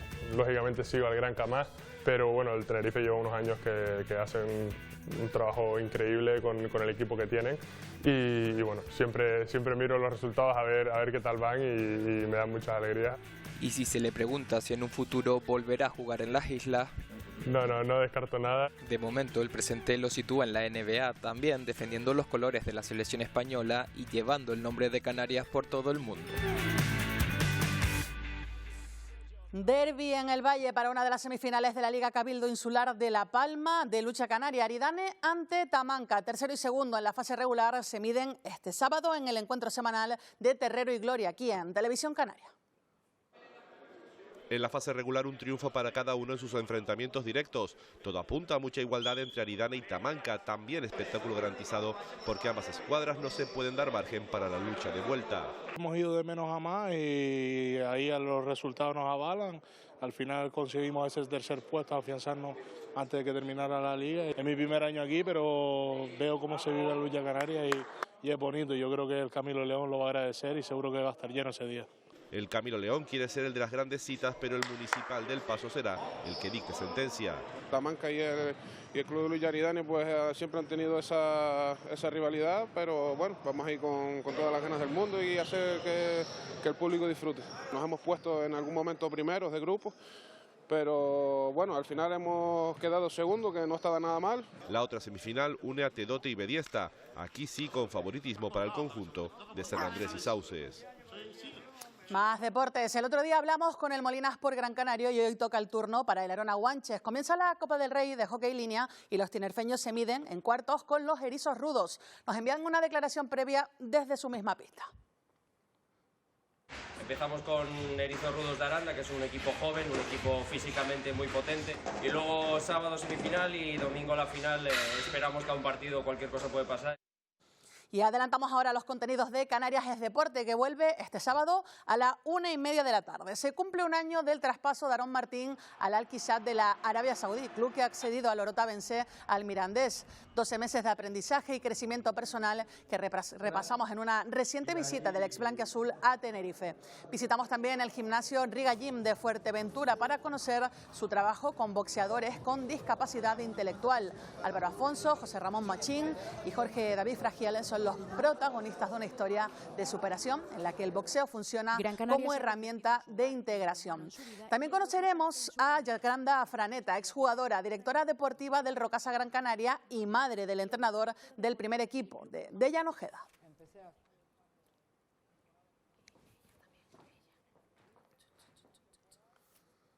Y como cada viernes nos acercamos ahora a conocer la agenda de nuestros compañeros del Todo Goles de la Radio Canaria. Nos lo cuenta, como siempre, su jefe de deportes, Juanjo Toledo. Hola Fátima, ¿qué tal? Buenos días Canarias. Aquí estamos ya preparando Todo Goles en Radio para este fin de semana. Arrancamos mañana a las 5 de la tarde para contar todo lo que va a pasar a las 5:30 en el Ruta de la Plata con el Club Deportivo Tenerife, el líder de la Primera Federación, visitando al Zamora Club de Fútbol. Y a partir de ahí empezamos a enlazar también con la Liga ACB. A las 7 juega el Granca, cuantos más mejor en el Arena. El Dreamland Gran Canaria se mide a Jayopos Lleida. Y a las 8 juega el Canarias. La Laguna Tenerife visita el Bilbao Arena para medirse allí a Surne Bilbao Basket. Pasado mañana más, desde las 11, daremos apertura a Todo Goles en Radio para contar en la Liga F todo lo que pasa en el Rodríguez López, cuantos más mejor, entre el Costa de Tenerife y el Athletic Club de Bilbao. A las 11:30 tenemos derbi chico en la Segunda Federación, en la Ciudad Deportiva Javier Pérez, Tenerife B, Las Palmas Atlético. Y desde las 2:30 de la tarde, antes también contaremos todo lo que pase en una nueva jornada de la Tercera Federación, pero desde las 2:30 de la tarde daremos apertura a un nuevo Todo Goles en Radio para contar todo lo que pase en el Sardinero. Partidazo en el fútbol de Segunda División, primero contra segundo. La Unión Deportiva Las Palmas visita los Camp de Sport del Sardinero para medirse allí al líder, al Racing de Santander. Es nuestra oferta para las próximas horas, para los próximos días. Aquí les espero, como siempre, en Todo Goles en Radio, en la Radio Canaria. Feliz fin de semana para todos. Bueno, un fin de semana repleto, como hemos contado, de actividad deportiva. Isaac, Pilar, a ver si son buenos los resultados y podemos contarlos el lunes aquí en Buenos Días Canarias. Claro que sí. Gracias, Fati. Gracias a ustedes. Buen fin de semana. Bueno, pues nosotros vamos a hablarles ahora de un proyecto que busca mejorar la resiliencia de las palmeras canarias. La investigación comenzó en La Gomera, pero se desarrollará en Fuerteventura y Gran Canaria, y así que nos vamos a ir en directo al campus de Tafira para conocer más detalles de este proyecto. Jessica Díaz. Buenos días, Canarias. Sí, el proyecto Palma es una iniciativa medioambiental que busca la conservación y supervivencia del palmeral canario. El objetivo es ver cómo se enfrentan al cambio climático. Y de este proyecto vamos a hablar con el investigador y coordinador Pedro Sosa. Buenos días. Hola, buenos días, Canarias. Pues esto se va a hacer a través de monitorizar los palmerales. Sí, la monitorización se encarga un poco la forma de hacerlos a través de lo que sería la generación de un sistema de información geográfica fundamentalmente. Pretendemos localizar, pretendemos medir, pretendemos estudiar los principales palmerales que tenemos ahora mismo en Gran Canaria y en la isla de Fuerteventura, que son los que participan esta vez en este proyecto de Interreg, y este proyecto viene a partir de unos estudios iniciados hace unos años en la isla de La Gomera. ¿Y cómo se monitoriza una palmera? Bueno, monitorizar a través de un sistema de información geográfica es intentar generar y crear al mismo tiempo que buscar todas las variables que pueden estar situadas dentro de lo que es un espacio específico.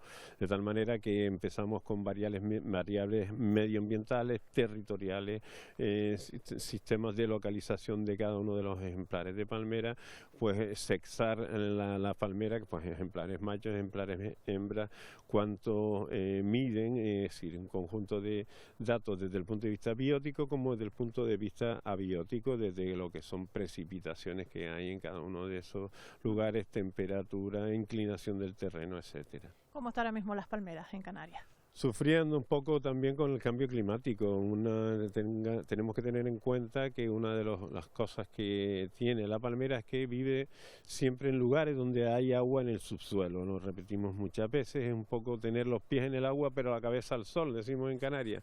Porque pues en ese sentido es que la palmera necesita tener agua en el subsuelo. Si eso es así, significa también que el cambio climático le va a afectar, porque el cambio climático, una de las consecuencias del cambio climático es la disminución de los recursos hídricos. Tenemos que actuar. ¿Cómo? A través de las estrategias que se hacen en un cambio climático. Por un lado, mitigar y por otro lado, adaptarse. La mitigación es buscar la forma de disminuir lo que sería la presión del cambio climático, pues por ejemplo en este caso a través de la gestión del agua, mientras que la adaptación puede ser cómo y de qué manera las propias palmeras tienen o existen ejemplares que genéticamente estén adaptados o puedan adaptarse a la sequía. Y eso también forma parte de la monitorización que vamos a hacer, porque vamos a estudiar genéticamente también nuestras palmeras para ver cuáles podrían ser más resistentes a lo que son las sequías. Pues Pedro Sosa, muchas gracias por explicarnos rápidamente este proyecto. Muchas gracias a ustedes, por supuesto. Nada, y nosotros estaremos atentos pues a los resultados de este proyecto, que no solo se está realizando aquí en Gran Canaria y Fuerteventura, sino también en 2 islas de Cabo Verde. Nos vamos a ir a publicidad y a la vuelta vamos a hablar del Carnaval 2026. En unas horas comienza oficialmente el Carnaval de Santa Cruz de Tenerife. La gala inaugural va a ser emitida hoy en directo por Televisión Canaria a las 9:30 de la noche. Y mañana será el turno de Las Palmas de Gran Canaria. Hoy nos acompañan Daniel Pajes y Josué Quevedo, que son los directores del acto inaugural. Además, vamos a estar en directo en las dos ciudades para conocer cómo van los preparativos. Todo esto después de publicidad.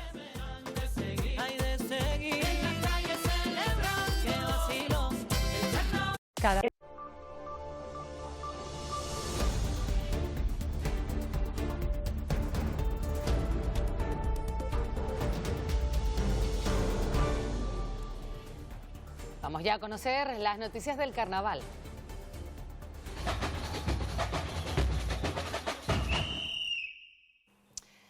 Pues ya hoy, este viernes, inician los actos del Carnaval 2026 en Santa Cruz de Tenerife, con la gala inaugural, donde además conoceremos a todas las candidatas a reina. Sí, eso hoy en Santa Cruz, Pilar, porque mañana es el turno de Las Palmas de Gran Canaria. Hoy nos acompañan precisamente a Daniel Pajes y Josué Quevedo, que son los directores de ese acto inaugural, y a los que vamos a dar ya los buenos días. Primero aquí en el plató se encuentra Daniel, ¿qué tal? Buenos días. Buenos días. Bienvenido. Y en Gran Canaria se encuentra Josué Quevedo, ¿qué tal? Buenos días.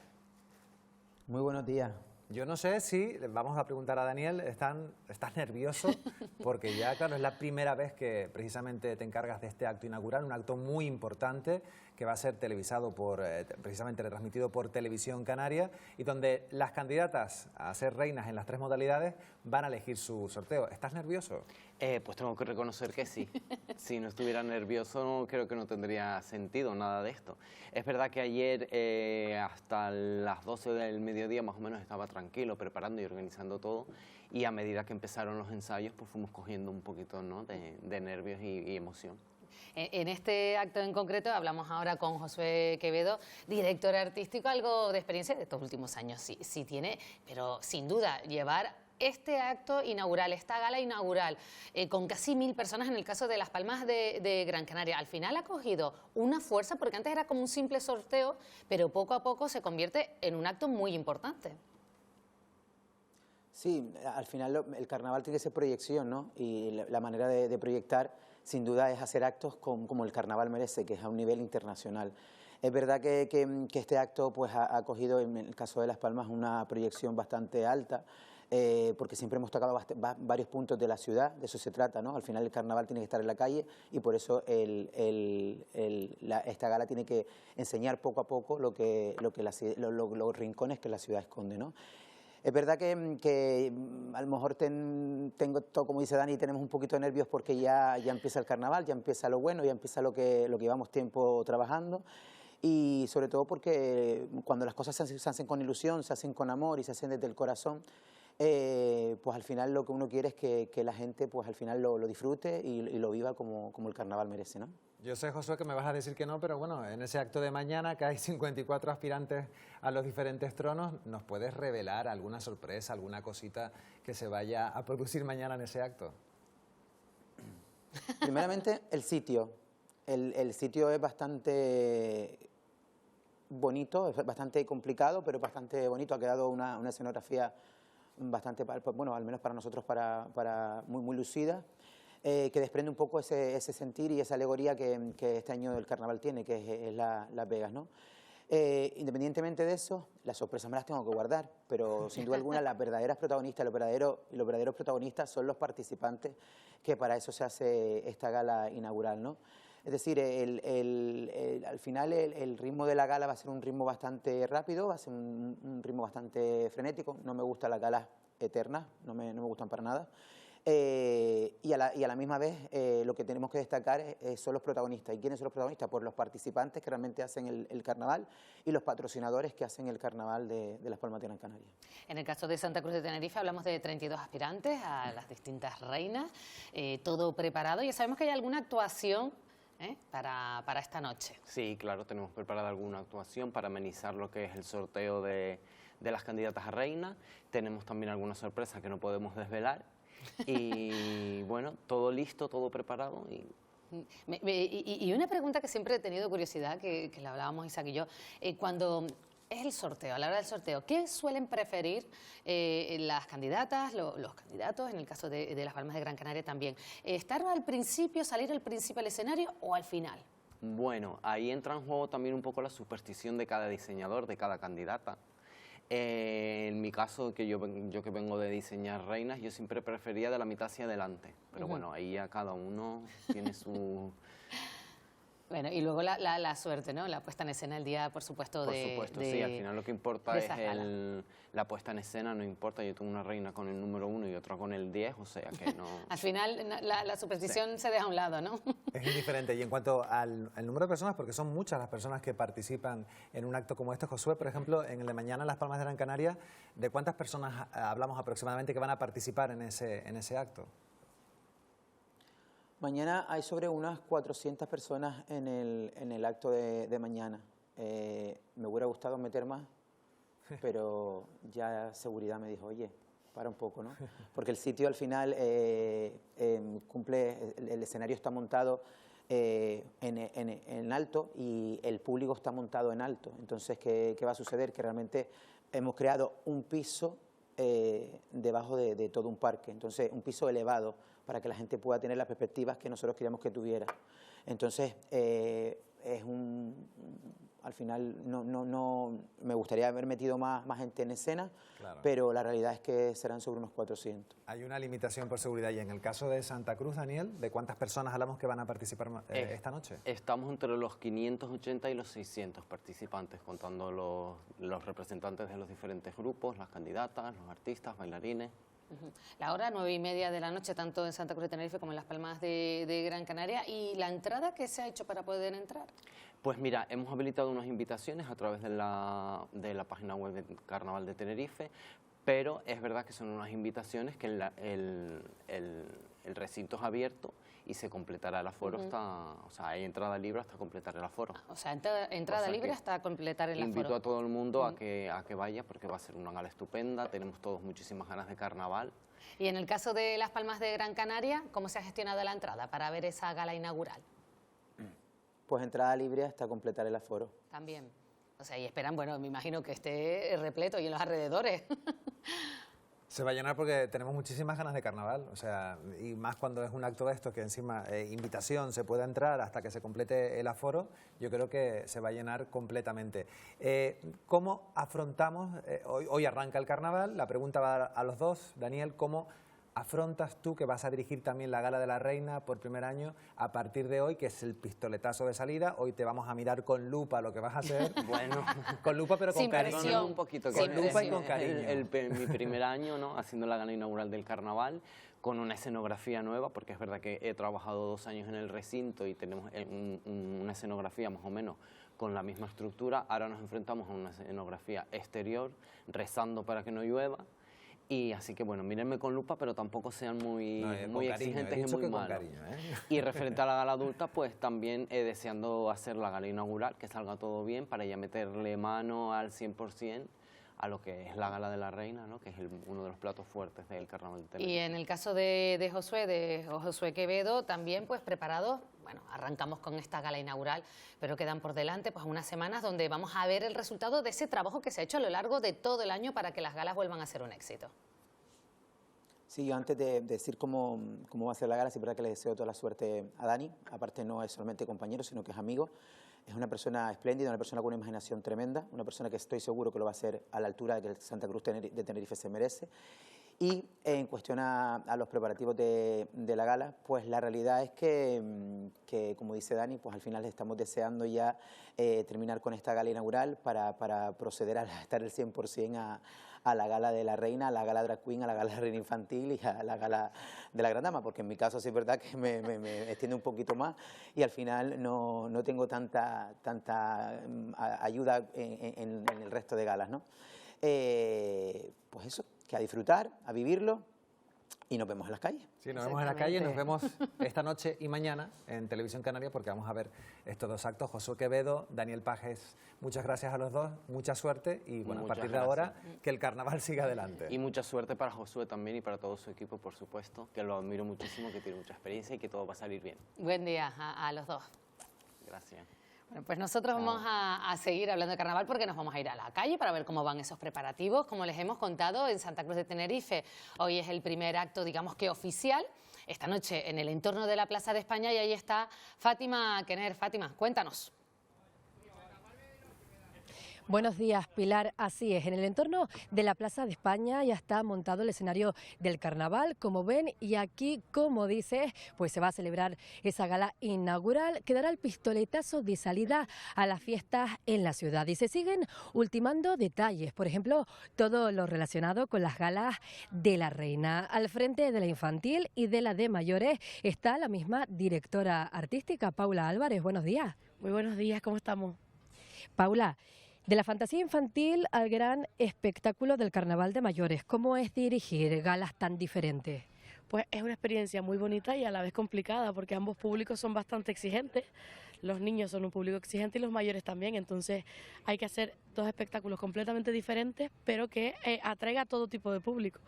Claro que sí, es decir, algo tendrán en común estas dos galas, ¿no? A pesar de ser tan diferentes. Sí, evidentemente tienen en común, por supuesto, la reina, que son dos de las tres reinas del carnaval, y todo lo que es la logística a la hora de preparar y los equipos que van en conjunto, pero es verdad que cada espectáculo tiene su magia y tiene su cosa especial, por así decir. Nada tiene que ver uno con el otro. No sé si nos puedes contar algo más acerca de esas planificaciones, pues distintas pero a la vez similares en lo esencial. Pues mira, las planificaciones, nosotros necesitamos trabajar con muchísimo tiempo, tenemos un equipo muy grande trabajando tanto en mis galas como en la de mi compañero Daniel, de sol a sol para que todo salga bien, porque es verdad que contamos con mucha figuración, mucha gente que colabora, muchos niños que hacen la gala inaugural y muchos mayores que participan en la gala de los mayores, evidentemente, y es verdad que necesitamos una logística bastante minuciosa, por así decir, para que todo el mundo que viene tanto a disfrutar como a colaborar lo pase de la mejor manera posible y que las galas sean pues dignas galas del Carnaval de Santa Cruz. Y esperamos que esté todo lleno, ¿verdad? Esperamos que esté todo lleno, sí, la gente aquí es muy novelera y es verdad que el público nunca nos falla, entonces esperamos que este año siga siendo así y que tengamos ese recinto ferial lleno en todos los espectáculos que vayamos a hacer. Muchísimas gracias, Paula. Ya lo ven, dos galas prácticamente preparadas. Santa Cruz empieza a latir al ritmo del carnaval. Esto es Santa Cruz porque Las Vegas ya está un poco más cerca del Carnaval de Las Palmas de Gran Canaria. Mañana, primer acto con la presentación de los 54 candidatos y candidatas a todos los cetros del Carnaval en un escenario novedoso. Cuéntanos, Miguel Quintana. Muy bueno. Rubió en la parte alta del Parque Doramas aquí en Las Palmas de Gran Canaria y un escenario muy novedoso para este carnaval. Pocas veces hemos visto que se celebre una gala en este entorno y estamos viendo cómo los operarios ya preparan lo que va a ser este escenario en el que se van a presentar esos 54 candidatos y candidatas, en el que también el acto... Bueno, vamos a interrumpir ese directo porque, como ustedes habrán podido comprobar, teníamos problemas de sonido. Vamos a continuar en el Buenos Días Canarias y ahora vamos ya con la sección de cine que tenemos todos los viernes. Vamos a retomarla de nuevo con Benjamín Santana. Buenos días. Muy buenos días. Un placer verte de nuevo, Sí, sí, muchos días han pasado. Desde el año pasado. Feliz año, feliz año. Han pasado bastantes semanitas. Bueno, yo quería les advertí que yo soy muy pesado con las galas de premios y no podíamos dejar pasar esta semana sin mencionar todo lo que ha ocurrido con los Goya, con esas nominaciones y esperando a ver cómo esa entrega de premios cómo va a ser. Si quieren, vamos a repasar un poquito simplemente la sección de las mejores películas del año para ver qué sorpresas han habido en esas nominaciones. Vamos a empezar con La Cena, es la gran sorpresa de esta edición. Éramos pocos y parió la burra, ¿eh? Ahí la vemos ya, es la película que hacía saltar todas las alarmas porque es una película que no sonaba para ser nominada a Mejor Película. Le quitó el puesto a Romería, que era la gran favorita, y bueno, se ha colado con hasta 8 opciones a premio, incluyendo el de Mejor Actor, Alberto San Juan, o Mejor Guión Adaptado. Es la obra más clásica de este quinteto de películas porque es un hombre, Manuel Gómez Pereira, que ha dirigido muchísimas películas como Todos los hombres son iguales o El amor perjudica seriamente la salud. Aquí ya vamos con la segunda, con Sorda. Yo tenía miedo de que no se acordaran de esta película. Vamos a ver si recuperamos esa imagen de Sorda. Ahí la vemos. Sorda se estrenaba en marzo y yo temía, como iba diciendo, que se olvidaran de ella. Es una película fantástica que habla de esta discapacidad, de esta mujer que es sorda, se casa con un hombre oyente, tiene una familia, también una hija oyente, y las dificultades que tiene ella para comunicarse con su propia familia. Y es una película que celebro que está ahí porque es fantástica. Una hija sorda. Me has elegido a mí. Y yo soy oyente.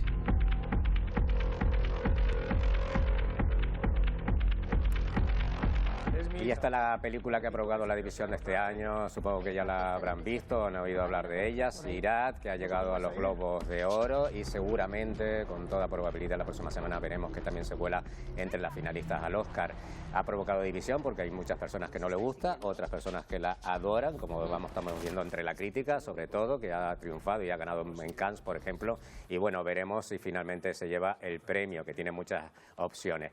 Otra película favorita en los Goya es Maspalomas, esta película rodada en Gran Canaria, una película también fantástica en mi opinión, que también se cuela y seguramente se ganará el premio al mejor actor protagonista para José Ramón Sorois. Una película también maravillosa, muy humana. Las películas de este año se basan en películas muy familiares y la gran prueba es esta Los Domingos, que para mí es la gran favorita, la gran película del año, que es un clásico ya de nuestra historia del cine. Los Domingos cuenta la historia de una familia en la que la joven, una adolescente, pues anuncia que se va a convertir en monja y eso provoca toda una división dentro de esa familia. Si no la han visto, vayan corriendo a verla, ha sido un éxito de taquilla, dentro de poco podremos verla en plataforma y es una película maravillosa. Pero como siempre nos recomiendas ir al cine. Hombre, por supuesto, y esta ha sido realmente un éxito sorpresa, gracias al boca a boca se convirtió, pues ha conseguido convertirse en una de las películas del año y veremos después de los Goya que seguramente va a triunfar si vuelve a estrenarse también en sala. Pero aquí en Televisión Canaria estaremos muy pendientes de nuestra siguiente propuesta de Norbert, ahí la vemos ya, es la candidata al premio a la mejor película de animación. Recordamos que hace solamente un año estábamos hablando de David Baute, del triunfo histórico para el cine canario de ese Mariposas Negras, también se llevó el Oscar al mejor cortometraje de Damián Perea y vamos a ver si Norbert este año, con participación de Televisión Canaria, se cuela también entre las premiadas este año. Solicito el envío del agente 0879. 821/0 es Norbert. Bueno, pues pasamos ya de los Goya, pero seguimos hablando de Oscar, porque esta semana se daban los Globos de Oro y veíamos cómo triunfaba esta mujer, Rose Byrne, que estrena este viernes. Si pudiera te daría una patada, una historia muy dura sobre la crisis de una madre con una hija enferma que sufre una depresión y que, sin embargo, no guarda toques de comedia. También Rose Byrne, ahí la vemos, está maravillosa y suena como favorita, si la deja Jessie Buckley, para ganar el Oscar este año. Si pudiera te daría una patada. Muchas cosas encima, pero está mejorando. Y todo lo demás es solo... Y otra película que aspiraba a estar en los Oscars en la mejor película extranjera era este Turno de Guardia, que nos llegaba desde Suiza. Finalmente no consiguió estar entre las 15 favoritas, como sí lo ha conseguido Sirat. Nos cuenta el día a día, el duro día a día de una enfermera dedicada a su trabajo que, a pesar de sus esfuerzos, no consigue satisfacer a todos sus pacientes. Turno de Guardia. Estoy solo. Me tiene a mí. También tenemos hoy el estreno de El hombre menguante, la nueva versión de este clásico de la ciencia ficción que nos llega desde Francia. La pudimos ver en Sitges y no fue muy bien recibida, pero bueno, vamos a ver de nuevo la historia de este hombre que debido a un extraño fenómeno termina menguando hasta prácticamente desaparecer. Es un clásico de la ciencia ficción. 1,76 m. Y nos vamos con el gran estreno de esta semana, que es 28 años después, El templo de los huesos. Es una película que, bueno, es la continuación de 28 días después, se estrenó hace ya 26 años y es la cuarta película de esta serie, continuación directa del templo de los huesos. Danny Boyle deja ya la dirección y se la da a Nia Da Costa, y esta película ya con muy buenas críticas. Vamos a ver si supera la última película que no fue tan bien recibida. Yo soy un gran fanático de esta serie de películas de 28 días después, aunque es verdad que estas últimas películas han roto un poco el esquema de los que seguíamos la serie. Vamos a ver cómo funciona en taquilla.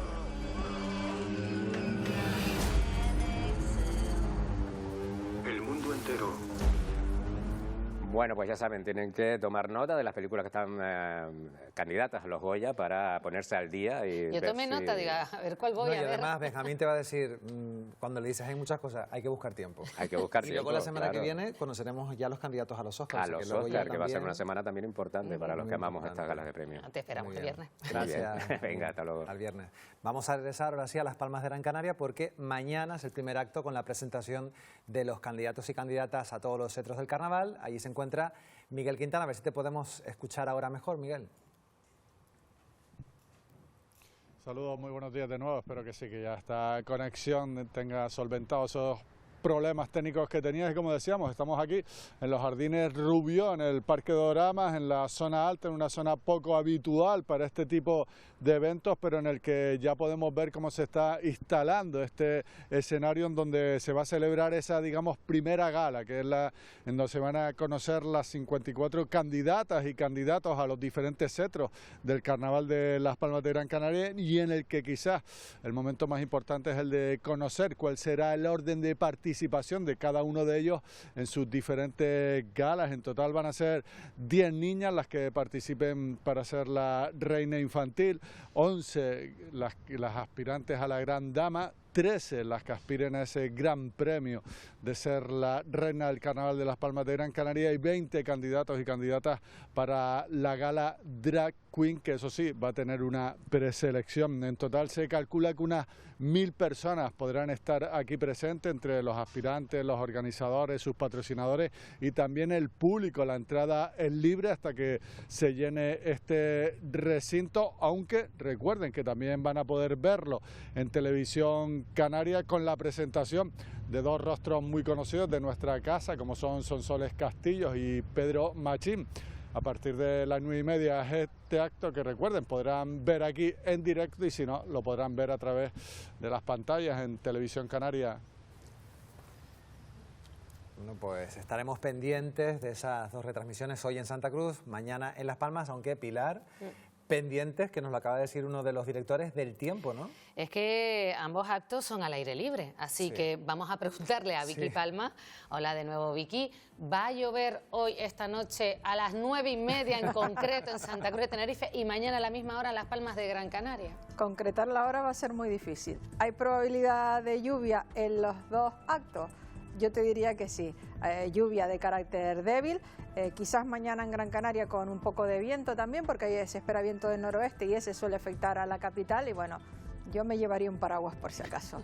De momento lo que tenemos son nubes que están llegando hasta nosotros, aunque las nubes importantes, las que van a dejar precipitaciones, llegarán dentro de unas 2-3 horas aproximadamente, y empezarán a dejar lluvias de carácter débil en zonas del norte de La Palma, de Tenerife, de Gran Canaria, incluso en Lanzarote y Fuerteventura. Vamos a ver la imagen de satélite, la animación de la imagen de satélite. Ya nos despertamos con nubes de tipo bajo bastante compactas, pero bueno, las que esperamos todavía se encuentran un poquito alejadas de la las islas más deshilachadas, pero esas son las que tienen capacidad de precipitación. Vamos a ver dos elementos. Primero, la predicción de viento para las próximas horas. Es muy probable que pueda salir un aviso por rachas de viento fuertes ya incluso mañana a las cumbres, pero para el domingo en distintos puntos del archipiélago. Esta es la predicción de viento general.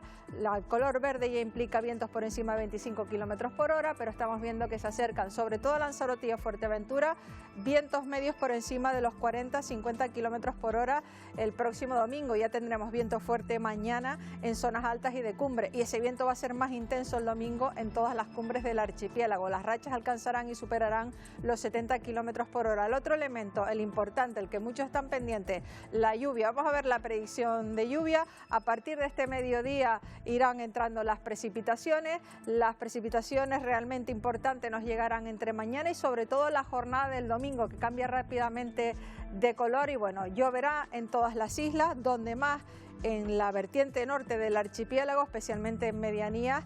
Y bueno, el domingo las nubes van a alcanzar altitudes bastante importantes, incluso podríamos tener algunas precipitaciones en la vertiente sur. Empezamos con la predicción para hoy. Esta tarde esperamos que llueva de forma débil, pero llegará la lluvia a algunas zonas en la cara norte, las islas de mayor relieve, y también esperamos algunas precipitaciones tanto en Fuerteventura como en Lanzarote. Serán lluvias débiles, pero nos pueden acompañar durante varias horas. ¿Qué pasará en la jornada de mañana? Esperamos viento fuerte ya en zonas de cumbre, viento de componente norte, en unas islas será nordeste, en otras noroeste, y bueno, seguiremos con abundante nubosidad en todo el archipiélago y otra vez lluvias, principalmente en las islas de mayor relieve, en la vertiente norte. Esas lluvias por la tarde pueden ser relativamente persistentes, por ejemplo, en el norte de la isla de Gran Canaria. Y de cara al domingo, el domingo aumentará aún más la nubosidad, las nubes se pueden desarrollar a altitudes por encima de los 3.000 metros en parte del archipiélago, y el domingo esperamos pues prácticamente precipitaciones generalizadas, persistentes en la cara norte de las islas, especialmente las de mayor relieve, sobre todo en medianías del norte. Puede haber precipitaciones también por el sur, más débiles y dispersas.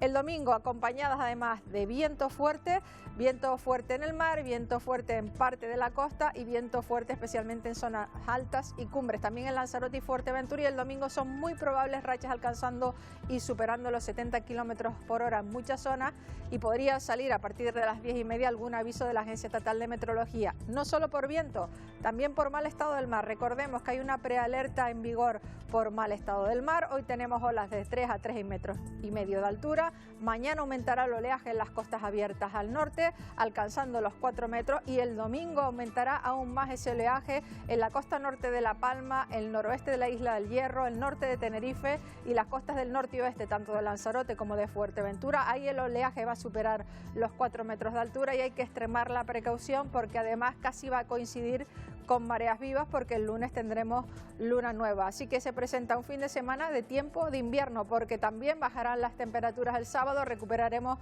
1 o 2 grados durante el día, eso sí, solo el domingo. Y nos vamos a despedir con una imagen que ustedes compartían con nosotros desde el final de la jornada ayer en las Palmas de Gran Canaria, en Telde, en la isla de Gran Canaria. Bueno, al final de la jornada con esos rayos crepusculares, y hay que preparar el paraguas.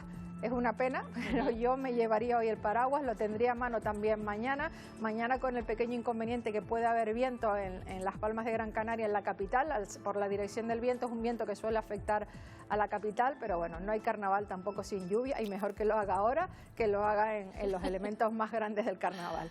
A la calle con paraguas, ¿eh? Nos da igual, a la calle con paraguas, ¿verdad, Isaac? Sí, lo importante es salir y que arranque el carnaval, que es lo que estábamos esperando. Nos vemos el lunes entonces. Buen fin de semana. Gracias, Vicky. Pues nosotros llegamos ya al final y lo hacemos desde Santa Cruz de Tenerife, como les hemos contado, ya en unas horas comienza oficialmente el carnaval de 2026. Sí, la gala inaugural, que va a ser precisamente emitida en directo por Televisión Canaria a las 9:30 de la noche, va a estar presentada por nuestro compañero Elvis Anfiel.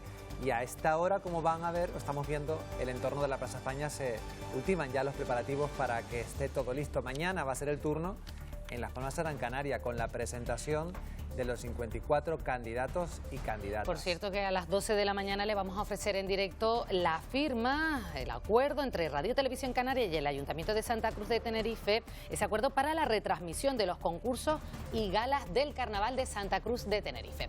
Nos vamos, les recordamos que pueden seguir informados en nuestras redes sociales y en la web, también en el Telenoticias 1, y les recordamos que el lunes a las 8 de la mañana les esperamos para darles los buenos días Canarias.